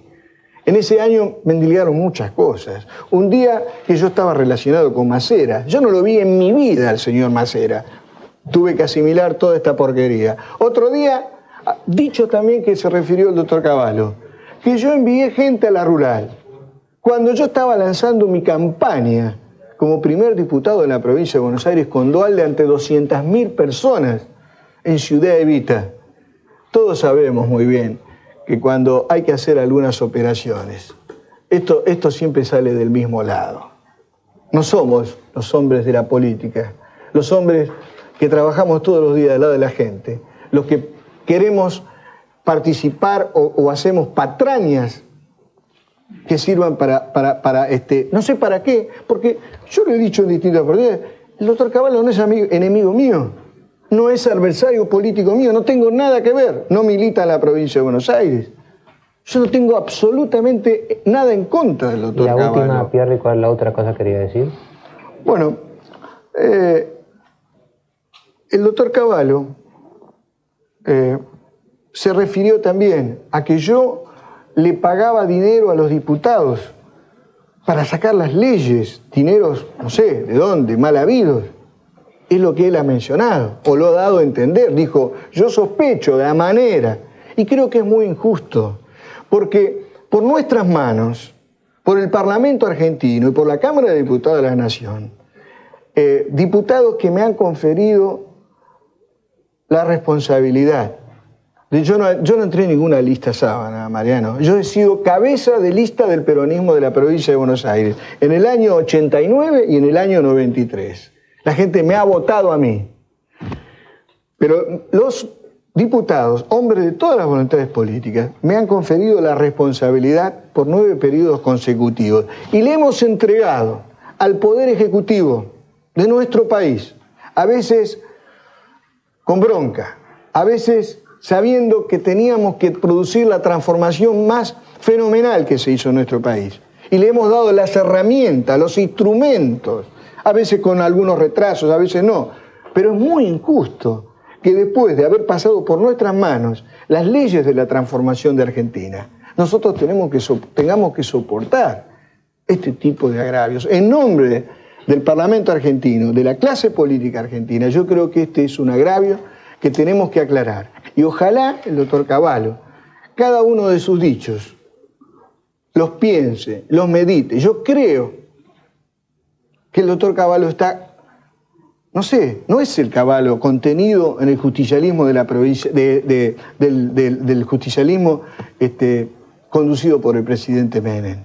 Es otro Cavallo que todos los días avanza sobre alguien distinto. Y no sé por qué lo hace. Yo creo que evidentemente alguien o lo está cargando de odio y no le deja ver ese odio, porque yo nunca tuve problemas con el doctor Cavallo. Ha venido a mi casa a cenar, a compartir la mesa de mi casa, y no meto a mi casa a cualquiera.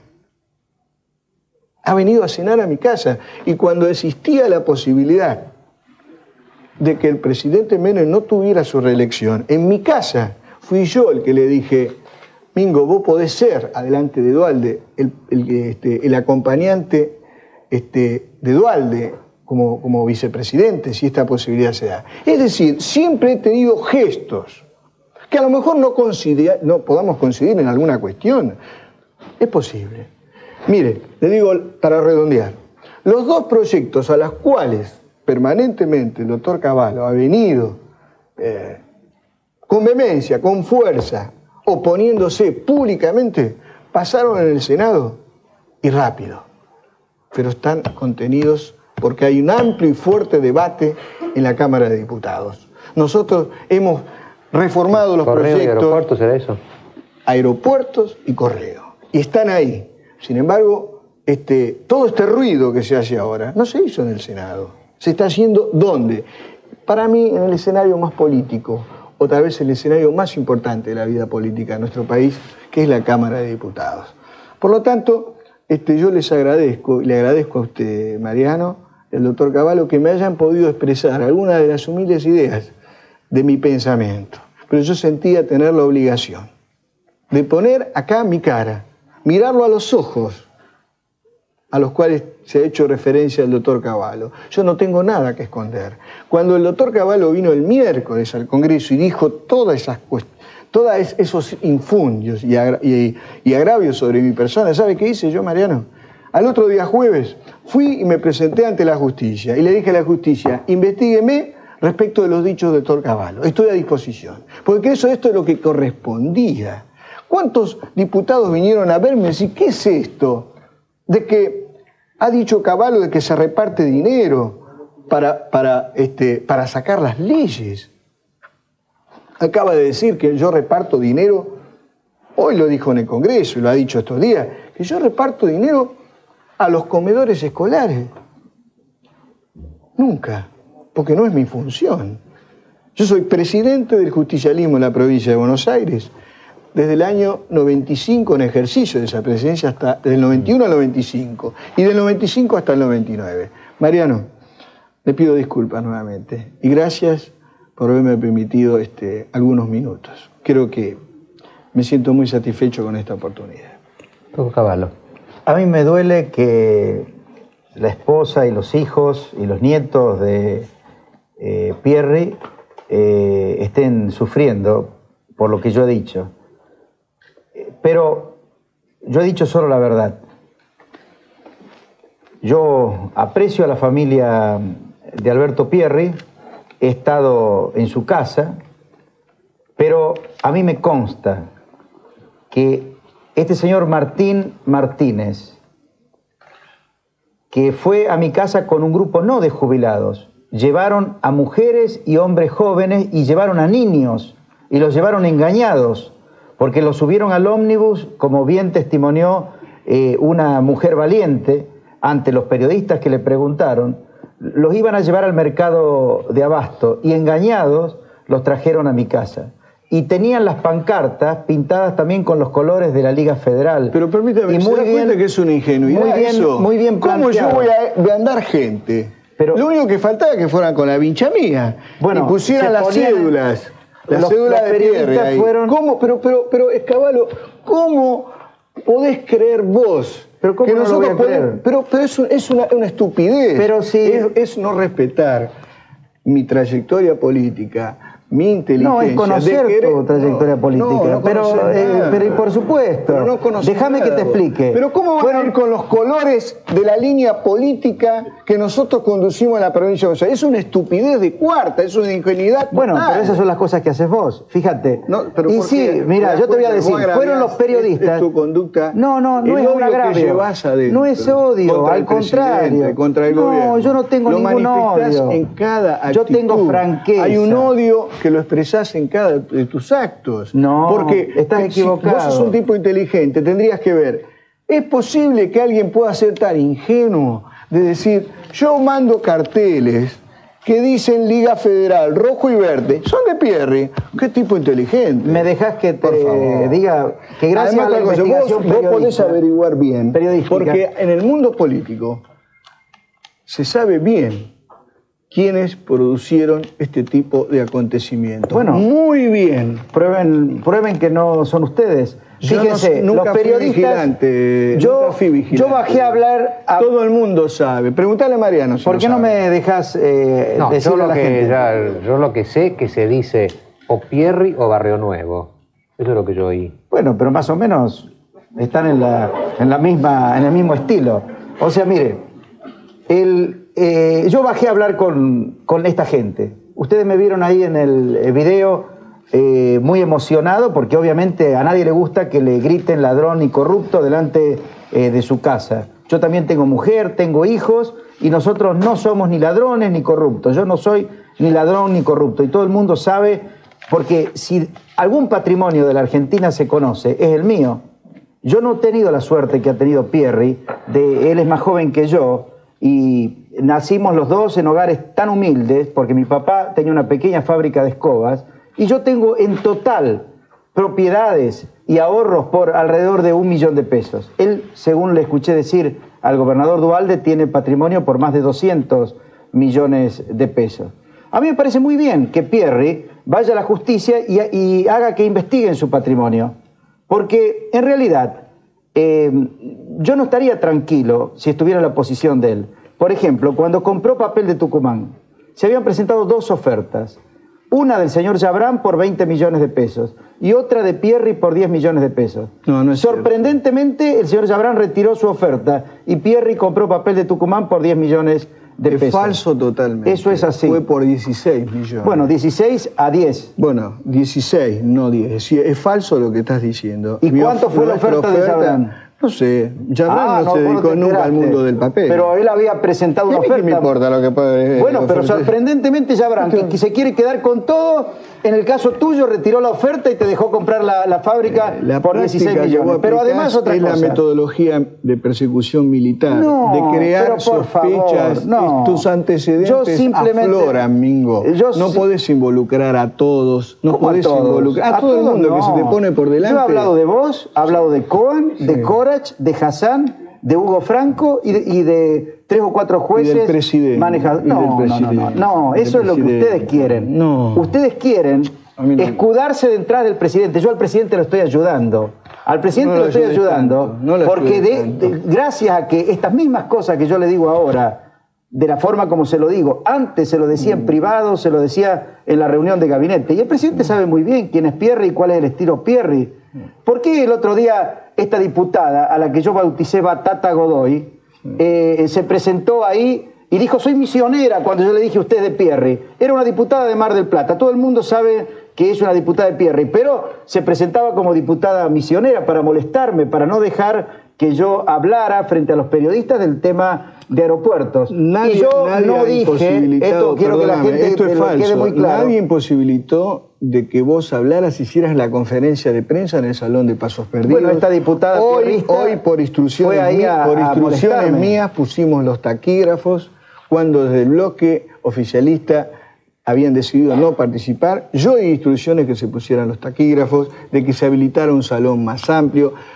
Estás diciendo cosas que no responden a la realidad. Yo digo la verdad. No, los periodistas descubrieron. Para vos, el mundo de la verdad es solamente el tuyo. Bueno, todos los que están, los que no coinciden con vos, o son delincuentes o son corruptos. No. Esta es la realidad. Entonces, de delincuente vos no sos dueño de la verdad. Muy específica. Hay otras verdades, no es solamente tu mundo. Hay otras personas que pueden no coincidir con tu pensamiento, pero que también hay que respetarlas.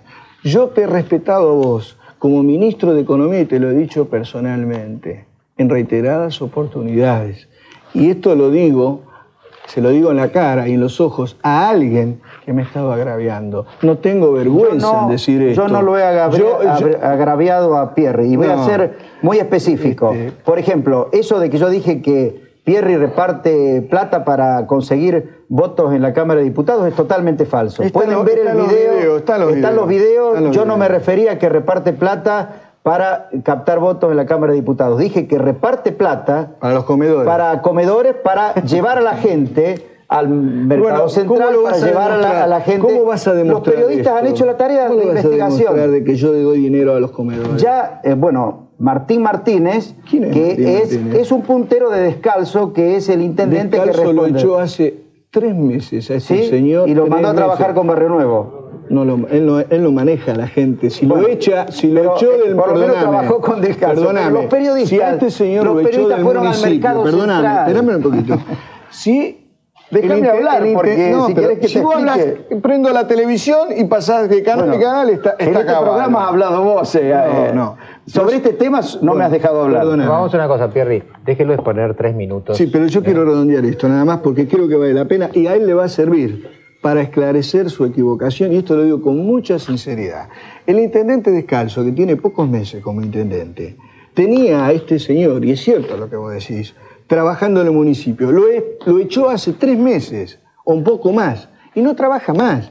Alguien con alguna, seguramente con una actitud de quererte agraviar a vos, lo ha convocado, pero no tiene nada que ver con nosotros, ni conmigo, ni con el intendente Descalzo, que es un hombre de bien. Es un hombre que vos no lo conocés, pero que tiene una gran trayectoria como hombre de bien, como padre de familia y como justicialista. Bueno, el dirigente Raúl Castells, del movimiento de jubilados independientes, dijo por radio a los periodistas, que son los que hicieron la investigación y que los que descubrieron la verdad en esta cuestión. Incluso fueron al mercado central y le preguntaron a la gente que tenían los gorritos esos que dice Pierri, Liga Federal, y la gente ahí del mercado central le dijo, sí, Pierri hace siempre estas cosas, ¿no? Bueno, pero Raúl Castells dijo en la televisión y en la radio que unos días antes lo llamó un señor Flores del Partido Justicialista de la provincia de Buenos Aires para decirle que si volvían a hacer manifestaciones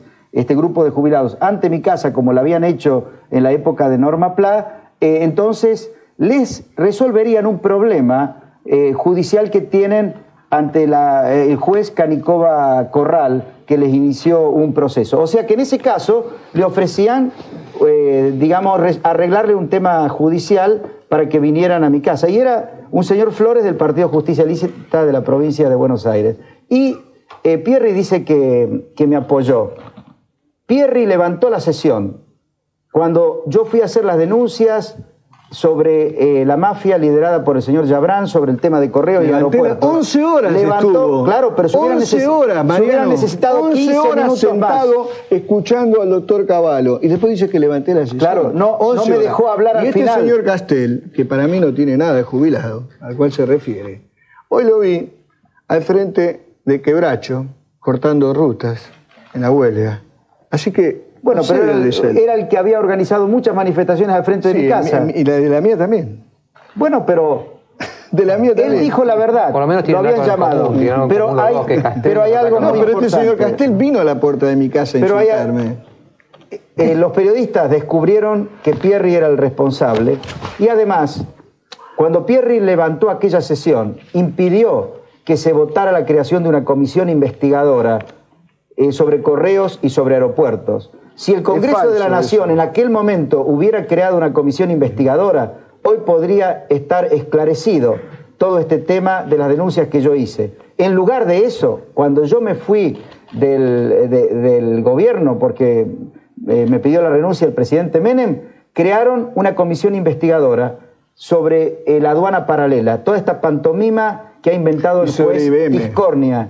Y resulta que no me dejan ir a declarar a la comisión investigadora porque no quieren conocer la verdad sobre la aduana paralela. ¿Quién no lo deja? El señor Das Neves, que es el presidente de la comisión, a pedido del señor Corach, ministro del Interior. Porque en esta Cámara de Diputados, que preside el diputado Alberto Pierri, llegan también las órdenes del Ministerio del Interior de la forma como le llegan a Bonadío, como le llegan a Tiscornia. Es decir, hay un señor allá que maneja resortes muy importantes, como por ejemplo, si un exministro va o no a declarar a una comisión investigadora. Y quiero aclarar que no es cierto. Si al presidente Menem lo hubieran querido apoyar, en aquella oportunidad hubieran creado una comisión investigadora. Y entonces no tendría nadie duda en este momento de que el presidente Menem no tiene nada que ver con las mafias. Yo al presidente Menem lo quiero ayudar. Entonces tiene que ver. No, hay dudas en este momento. ¿Qué está diciendo? Y hay dudas Subliminalmente lo está diciendo. Hay dudas por una cuestión muy sencilla. Porque llama la atención, como bien lo señaló Chacho Álvarez, que sigan estando alrededor del presidente Menem y teniendo tanta influencia, gente que no tiene la estatura moral y las condiciones para cumplir esa función y que no tiene la independencia respecto de intereses creados como son los de esta asociación ilícita que comanda el señor Yabrán para cumplir tan altas responsabilidades en la nación. Y con respecto a Pierri, yo simplemente me limité a señalar lo que habían descubierto los periodistas en una excelente labor que realizaron precisamente ese día delante de mi casa y en los días siguientes. Y yo estoy convencido que es el estilo Pierri. Y yo estoy convencido que a los batatas de la sociedad rural los había mandado Pierri. Y estoy convencido que a la diputada Godoy también le había mandado Pierri a que no permitiera que yo pudiera comunicarme con la gente a través de los periodistas en el ámbito del Congreso Nacional. Por eso dije lo que dije no fue un agravio, fue simplemente que la gente conozca uno de los estilos políticos que existen en la Argentina. Bueno, a mí me queda un bloque, pero ustedes no lo creerán. Les voy a hacer una confesión. Todos los jueves a las 7 de la tarde, cuando tengo una reunión de equipo, les digo, hoy terminamos a las 12 de la noche. Y soy sincero. Son las pero 12 y cuarto. Bueno, estoy bastante bien. Yo no quiero que los ciudadanos queden sin hablar. Así que yo voy a invitar a que venga a la mesa. Usted, Pierri, puede quedarse con los ciudadanos o puede hacer lo que quiera. El programa, yo creo que vale la pena que enfrente a los ciudadanos, que vengan, somos dos.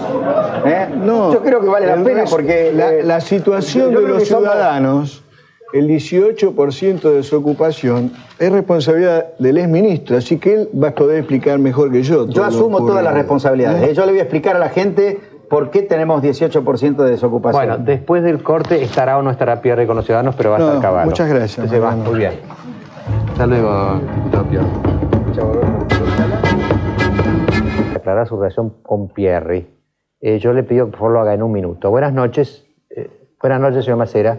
Buenas noches, ¿cómo está usted? Muy bien. Un minuto, por favor, porque estamos muy avanzados en la noche. Menos de un minuto. He escuchado al diputado Pierri expresarse de manera insolente sobre mi persona. Yo no lo conozco ni quiero conocerlo, pero me parece un miserable. Por otra parte, estoy investigando alguna venta de papel que hizo a la Armada cuando yo era comandante y que no fue una venta muy clara. Cuando tenga todo claro, lo volveré a llamar. Gracias. Muchas gracias, buenas noches.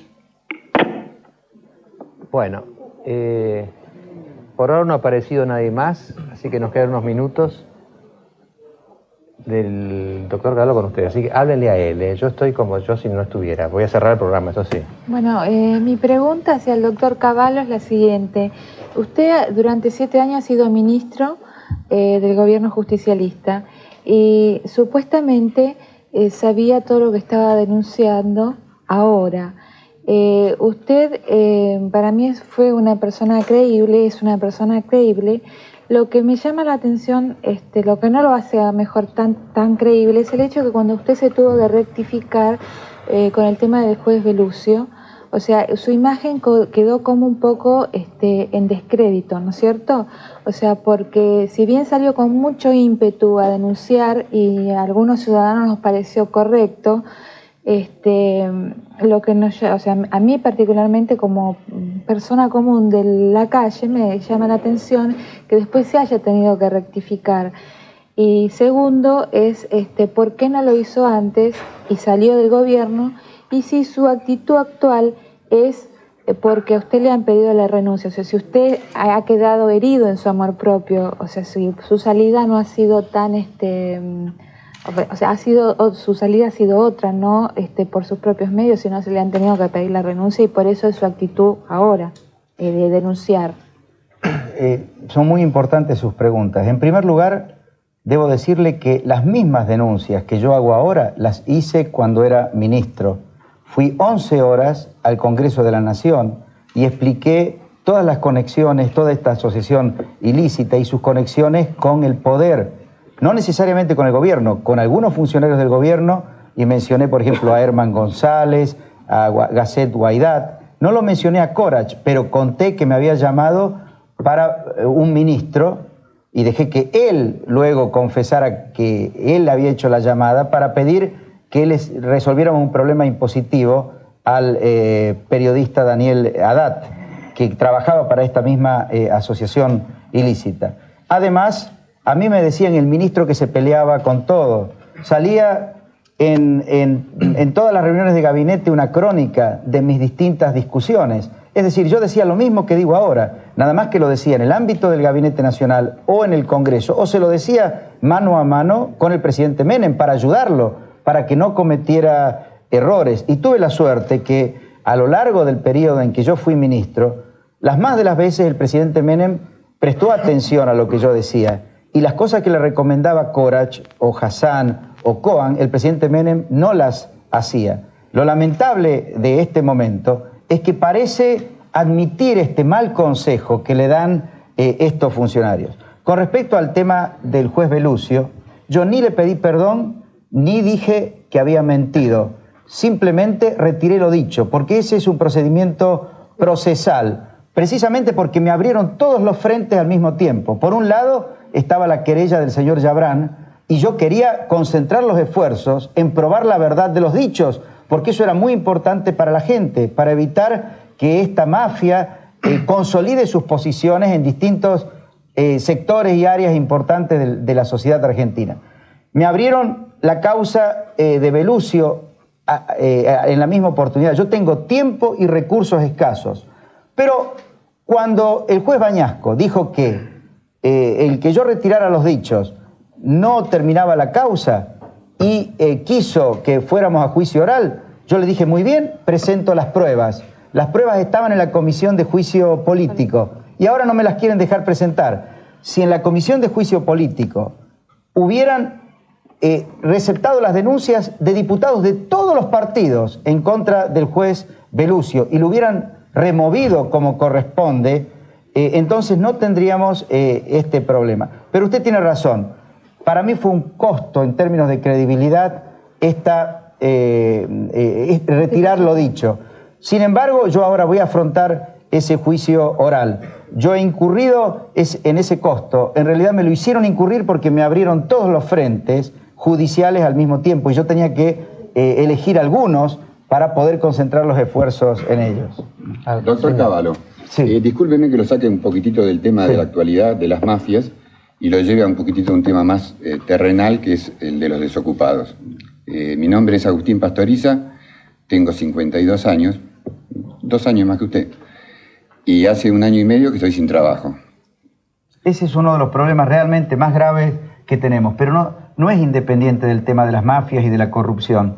Porque, por ejemplo, cuando este señor, que es propietario de los servicios aeroportuarios, quieren que le paguen por las concesiones que él consiguió de manera irregular, 600 millones de pesos, si el gobierno le dice que sí y se los paga, son 600 millones de pesos menos que hay, por ejemplo, para apoyar la construcción de viviendas o de obras públicas o para prestar un mejor servicio de salud. Y lo mismo pasa con el tema del PAMI. Si en el PAMI existe la corrupción que existió y que la gente la vio por televisión, entonces obviamente no puede haber buenos servicios de salud para los jubilados. Y lo mismo pasa, por ejemplo, en el Instituto de Servicios Sociales Bancarios, donde el hecho de que el afiliado bancario no tuviera derecho a elegir quién le prestaba el servicio de salud hizo que los bancarios tuvieran muy malos servicios, a pesar de que cobraban el instituto no solo los aportes normales que van a las obras sociales, sino el 1% sobre la tasa de interés, encareciendo los créditos de todos los argentinos, aunque aún de los más humildes. Entonces, erradicar la corrupción es fundamental para que haya trabajo, porque lo que se hacía antes, lo que se hizo, por ejemplo, en la década del 80, cuando teóricamente se crearon 1 millón de puestos de trabajo, en realidad se creaban 1 millón de lugares en los que se conseguía un ingreso sin producir nada. Y en Argentina tenemos que conseguir producir bienes y servicios, que la gente realmente trabaje. La construcción es una actividad que se tiene que multiplicar por 4 o por 5 en pocos años. Para eso se necesita ahorro, pero no el ahorro que se retira a los 10 días, el ahorro, por ejemplo, que se retira cuando uno se va a jubilar. La reforma previsional ya probó en Chile generar la capacidad de financiamiento para que las familias puedan acceder en cuotas a la compra de una vivienda. Cuando millones de familias argentinas tengan eso, que no debería ser un privilegio, debería ser algo normal, se van a construir una gran cantidad de barrios nuevos, va a mejorar la infraestructura urbana, se van a demandar servicios para atender toda esa mejor calidad de vida de la gente, y todo eso va a crear empleo. Eso es lo que tenemos por delante de la Argentina. ¿Qué hago mientras tanto yo y 3 millones más de desocupados? Bueno, porque el cuento ese de que se crearon 1 millón de puestos de trabajo, pero el Producto Bruto no aumentaba, a mí eso me importa 3 rábanos. Tiene usted razón, tiene toda la razón. Un país capitalista que hace falta plata cuando uno va al almacén, entonces alguien le tiene que dar el puesto de trabajo. El trabajo no es una dádiva. Yo le recomiendo el trabajo buscar, es una obligación, por supuesto, del gobierno. No, del gobierno no, me explico. Sí, porque, el gobierno lo único que puede hacer es organizar a la sociedad. Claro, pero escúcheme, la apertura irrestricta de las importaciones que hizo usted Eso fue un plan maquiavélico. Porque vino hasta materia fecal de Francia. Mire, la apertura los miles de puestos de trabajo que se perdieron. Es un fenómeno los miles de mundial. empresas que quebraron. A mí me importa 3 carajos el mundo. Yo vivo en Argentina. Yo no le quiero dar de comer a los chinos. Ni a los japoneses, ni a los brasileros como ahora con el Mercosur. Solo si una economía se abre. No, escúcheme, esto de abrirse de gamba, ¿sabe cómo terminamos? No, ¿cómo abrirse de gamba? Escúcheme, No, abrirse el gobierno argentino, la obligación del gobierno argentino y de usted cuando era el integrante del gobierno argentino es el bienestar de todos y cada uno de los argentinos. Después Pero vemos lo único el que puede hacer el gobierno... después vemos las mafias, la China, Corea, Taiwán, todo eso. Pero primero, que cada uno de los 3 millones de desocupados como yo tengamos trabajo, hijo. Le voy a no explicar. es una payasada. Mire, lo único que puede dice hacer usted, en cualquier lo que país... hizo Perry y lo que dice Menem. Déjeme que le explique... Mire, yo tengo un currículum acá. Discúlpenme, Grondona. 4 hojas. Dice, no, si mandás 4 hojas a un laburo no te llama nadie. Una hoja. Hice este afiche para pegar en los Laverrap. ¿A usted lo llamó alguien? Ahora estoy planeando un volante para tirar volante por la calle. Yo ya no sé qué carajo hacer. Bueno, usted es un hombre muy creativo. Sí, soy muy creativo. Y así me va, con el orto me va. Bueno, pero déjeme que le explique. Déjeme que le explique. Yo lo entiendo. Yo le doy un currículum, usted me consigue un trabajo y bueno, ya está. Escúcheme. De nada. Lo que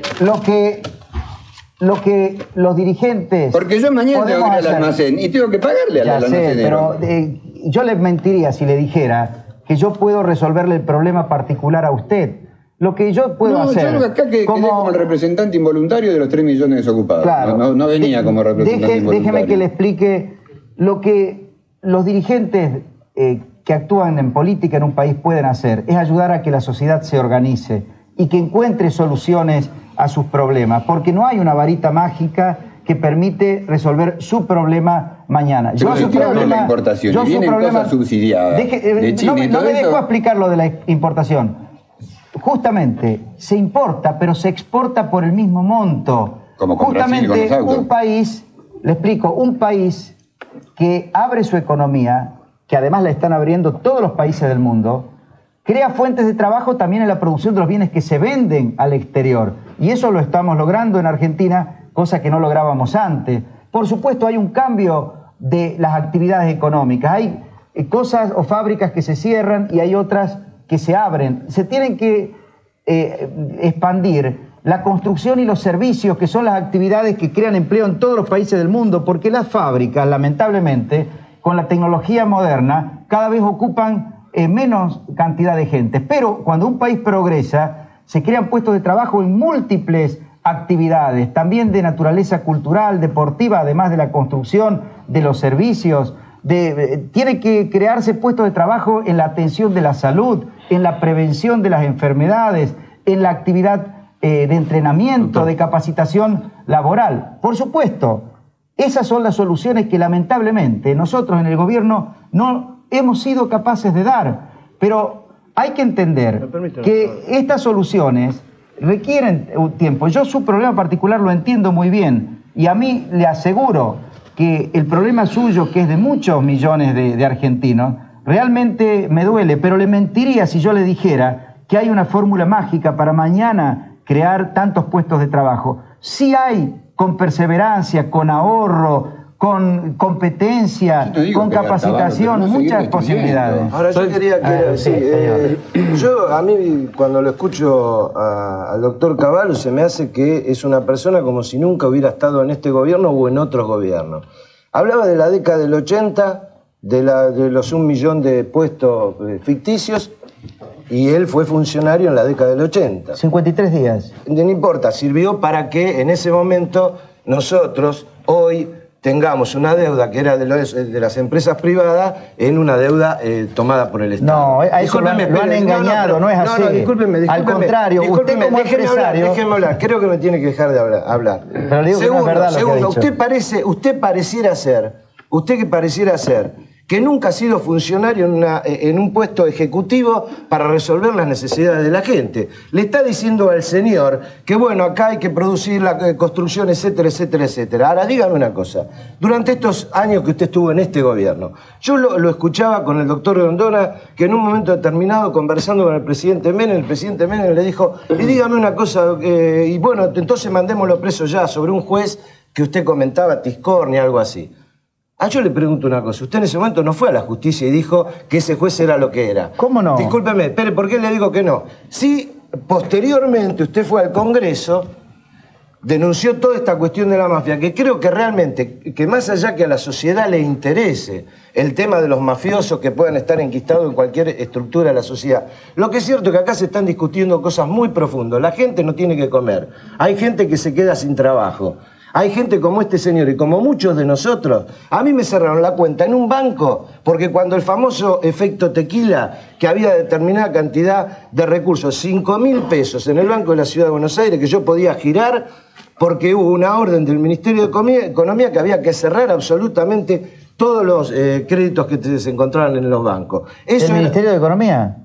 Sí, en el Banco Central. Bueno, pero está bien. Pero ¿sabe lo que pasa? Discúlpeme. Pero déjeme que le diga... Espere. Si usted me habla, cuando yo le hablo del Ministerio de Economía, me dice el Banco Central. Es que acá tenemos Banco ¿sabe lo que Central pasa? La autoridad máxima en este proceso económico ha sido usted. Por lo tanto, yo creo que desde el punto de vista de las responsabilidades, usted hoy aparece diciendo que ha denunciado a funcionarios. Yo creo que en realidad, ante la pregunta que hacía acá el doctor Grondona, yo no le creo a usted. ¿Pero sabe por qué no le creo? Por una cosa muy objetiva. Usted participó de este gobierno. Sí, estoy orgulloso. Y con lo mismo, hace rato dijo que se lamentaba. No, me lamenté no haber renunciado antes. Bueno, está orgulloso y lamentable, me parece. Sí, pero no es lo mismo, porque yo he estado... Y Hassan están desde el primer día de este gobierno. No, en los cargos de responsabilidad. No, se fue Coan.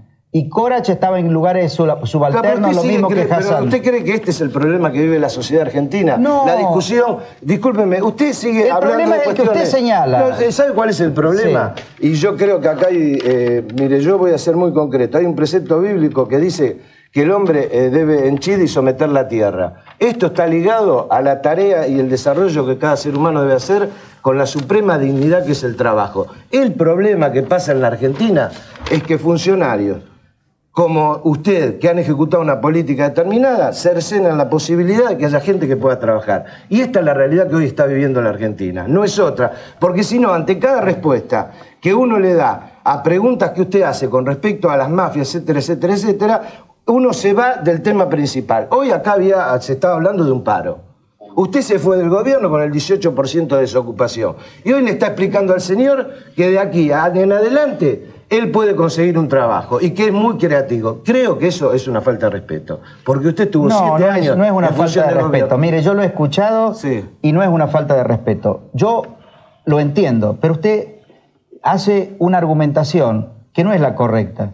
Por ejemplo, empezó adjudicando... Para su manera de ver. Bueno, déjeme que le explique, por supuesto. No, pero claro que es para su manera de ver. Mi manera de ver, sí. Para mi manera de ver, por ejemplo, usted dice que la deuda pública aumentó por culpa mía en el Banco Central. Bueno, está totalmente equivocado. La deuda pública o la deuda privada... Usted se arrepintió de haber sido funcionario de este gobierno y no se arrepintió de haber sido funcionario de la dictadura militar, cuando mucha gente desaparecía en esos momentos. Pero ahora trae otro tema. No, y está ligado este tema a este gobierno, lo que yo dije, que con este tipo de funcionarios que interfieren en el funcionamiento de la justicia y que no permiten que haya seguridad en el país, yo estaba y estoy arrepentido de haber compartido con ellos el gobierno. Eso fue lo que dije, lo que quise decir. Y me refería al año 95, que es cuando fue nombrado nuevamente Coan, cuando Corach pasó al Ministerio del Interior y cuando Hassan fue nombrado Ministro de Justicia.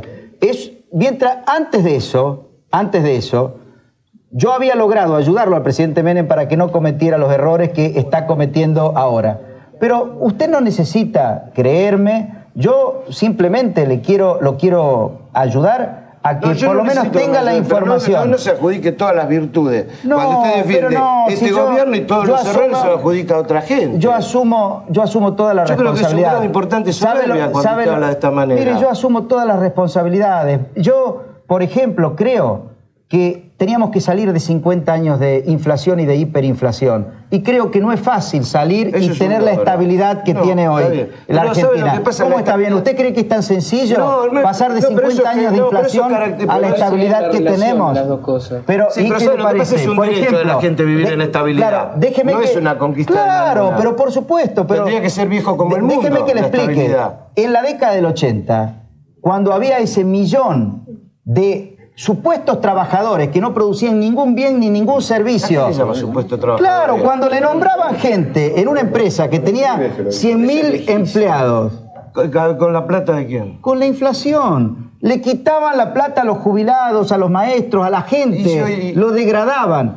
Hoy tenemos el mismo número de desocupados. ¿El mismo número de desocupados? Sí, porque aquella gente estaba disfrazada de ocupado. Toda esa gente... Pero tenían plata para ir al almacén a comprar. Bueno, tenían una plata que se desvalorizaba minuto a minuto. Voy a preferible inflación voy a meter con baza. plata bueno, que voy a meter baza. Si usted dice... Si usted, de todas maneras, hoy hay manifiestamente millones de desocupados. Hoy somos conscientes del problema. Le pregunté al 10 presidente, años atrás, el otro jueves le pregunté, si esta desocupación viene desgraciadamente para durar, porque usted mismo dice, no voy a decirle al señor, que el lunes, esto va a durar algunos años. Yo creo que rápidamente, si perseveramos en el ahorro, por ejemplo, y reactivamos la construcción. Yo voy a ahorrar ahora. ¿Usted cree que se puede bajar la desocupación rápidamente? Yo creo que se puede bajar con la experiencia porque chilena. La lógica es, si va a durar, tiene que haber un subsidio manifiesto. Bueno, por supuesto, yo estoy completamente de acuerdo, pero para que haya un subsidio o un ingreso para los desocupados, se necesita tener los recursos. Y para tener los recursos viene el tema de las mafias y viene el tema de la corrupción. Si hay gente que se roba el dinero, si hay evasión impositiva como la que existe en la Argentina, si hay contrabando... Pero por supuesto, escúcheme, hicimos todo lo que pudimos. No, aumentó mucho la recaudación impositiva. La responsabilidad del funcionario no es hacer todo lo que se puede, sino lo que se debe para evitar la situación. Solo se puede hacer lo que se puede. No, lo que se debe. Por eso siendo la 1:15, yo creo que cerrar el programa. Muy voluntario. Para el 13 de febrero están todos citados. Yo me voy a descansar un rato, a leer un poco, a pensar algo, todas estas cosas que se han discutido. Pero yo quiero decirles que ha sido muy positivo este encuentro, porque yo siempre lo traté de hacer. Cuando Carlos era ministro, le puse tribunas. Bueno, muchas veces vine a programas de este tipo. Por eso. Esto es muy sano, porque si no, hay siempre un vacío entre los dirigentes que hablan entre ellos y la gente que anda por la calle, y hay una distancia. Yo no sé si salvó esta distancia esta noche, pero es un buen comienzo. Es un buen comienzo, yo creo que... me acuerdo ahora que se me pasa por la cabeza, porque a esta altura de la noche no coordino mucho. Cuando yo dije a Ditela, cuando se armó todo el lío de los hielos, él tenía que haber ido primero a Santa Cruz y hablar con la gente de ahí y después ver a los chilenos. Porque esta es la lógica, ¿no es cierto? No arreglarse primero con los chilenos y después como le venden eso a la gente de Santa Cruz que no lo compra. Entonces yo creo que esto es sano. Yo creo que no tenemos más tiempo. Yo no sé si usted quiere hablar 30 segundos. No, desgraciadamente es que yo no manejo. ¿Se da cuenta de lo que pasó esta noche? Sí. ¿Ustedes creen que yo manejo el tiempo de este programa? Yo quería decirle, doctor, simplemente que el doctor Cavallo no se sienta solo en esto, porque hoy lo tendrá que haber interrumpido un sindicalista para venir a hacer los reclamos correspondientes como mientras usted estuvo funcionando como ministro de Economía en la Argentina. A usted lo ha interrumpido un político para salvar y limpiarse su saco y no quedar salpicado por sus acusaciones. Yo creo que así no vamos a construir nunca, porque usted está haciendo denuncias en la justicia y dice que esa justicia no funciona. En el Congreso también. Estamos pateando la tercera pata de la democracia. Entonces yo creo que... Es una realidad que está en la calle. ¿Cómo pateando? No, ¿usted no quiere que haya una justicia que realmente funcione? Sí. Y bueno, y para eso hay que reclamarla, porque si uno no dice nada y dice, como dijo el otro día el presidente, tenemos la mejor justicia del mundo, es lo mismo que si dijéramos, no hay desocupación en la Argentina, o los desocupados son informales, como dicen que están disfrazados de desocupados. No, yo digo, hay desocupación. Tenemos una justicia que no funciona. Y si somos conscientes de ello, hay posibilidad de que lo resolvamos. Una pregunta muy cortita, doctor Cavallo. No, yo no tengo más tiempo. Discúlpeme, porque yo tengo que hacer un papel antipático, pero es la 1:15, y creo que ya... de todas maneras, acá podemos seguirla. Supongo que usted se queda con ellos o no. Por supuesto. Bueno, a mí me acá la vamos mucho a ir con la gente. Yo solamente deseo desearles a todos feliz Navidad. Pude decirlo apenas el jueves pasado. Feliz Navidad ahora, feliz Año Nuevo, les deseo a todos ustedes, les agradezco muchísimo, le agradezco al doctor Cavallo, a toda la gente que está acá.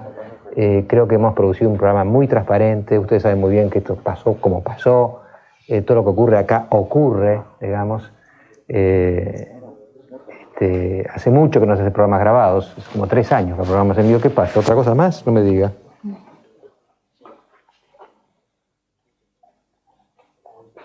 Bueno, otra llamada más, pero ya están llenos de llamados. Yo no puedo dar lugar a todos, pero sí lo que tengo, me parece que todos compartimos el deseo que el 97 sea mejor que el 96. Ya sé que no va a costar mucho que sea mejor que el 96, pero que sea mejor que el 96. Se deseo de todo corazón a ustedes, se deseo a ustedes, y muchísimas gracias. Hasta el 13 de febrero, el segundo jueves de febrero. Ustedes dirán, ¿me tomé el primer jueves? Sí, me avivé. El año pasado, el primer jueves cayó 1 de febrero. Y era 1, 8, 15, 22 y 29 porque era bisiesto. Yo le dije a la gente, no, yo 5 jueves de febrero no trabajo, discúlpenme. Entonces me envicié y ahora empiezo los segundos jueves de febrero. Bueno, también soy humano. Hasta el jueves 13 y feliz Año Nuevo.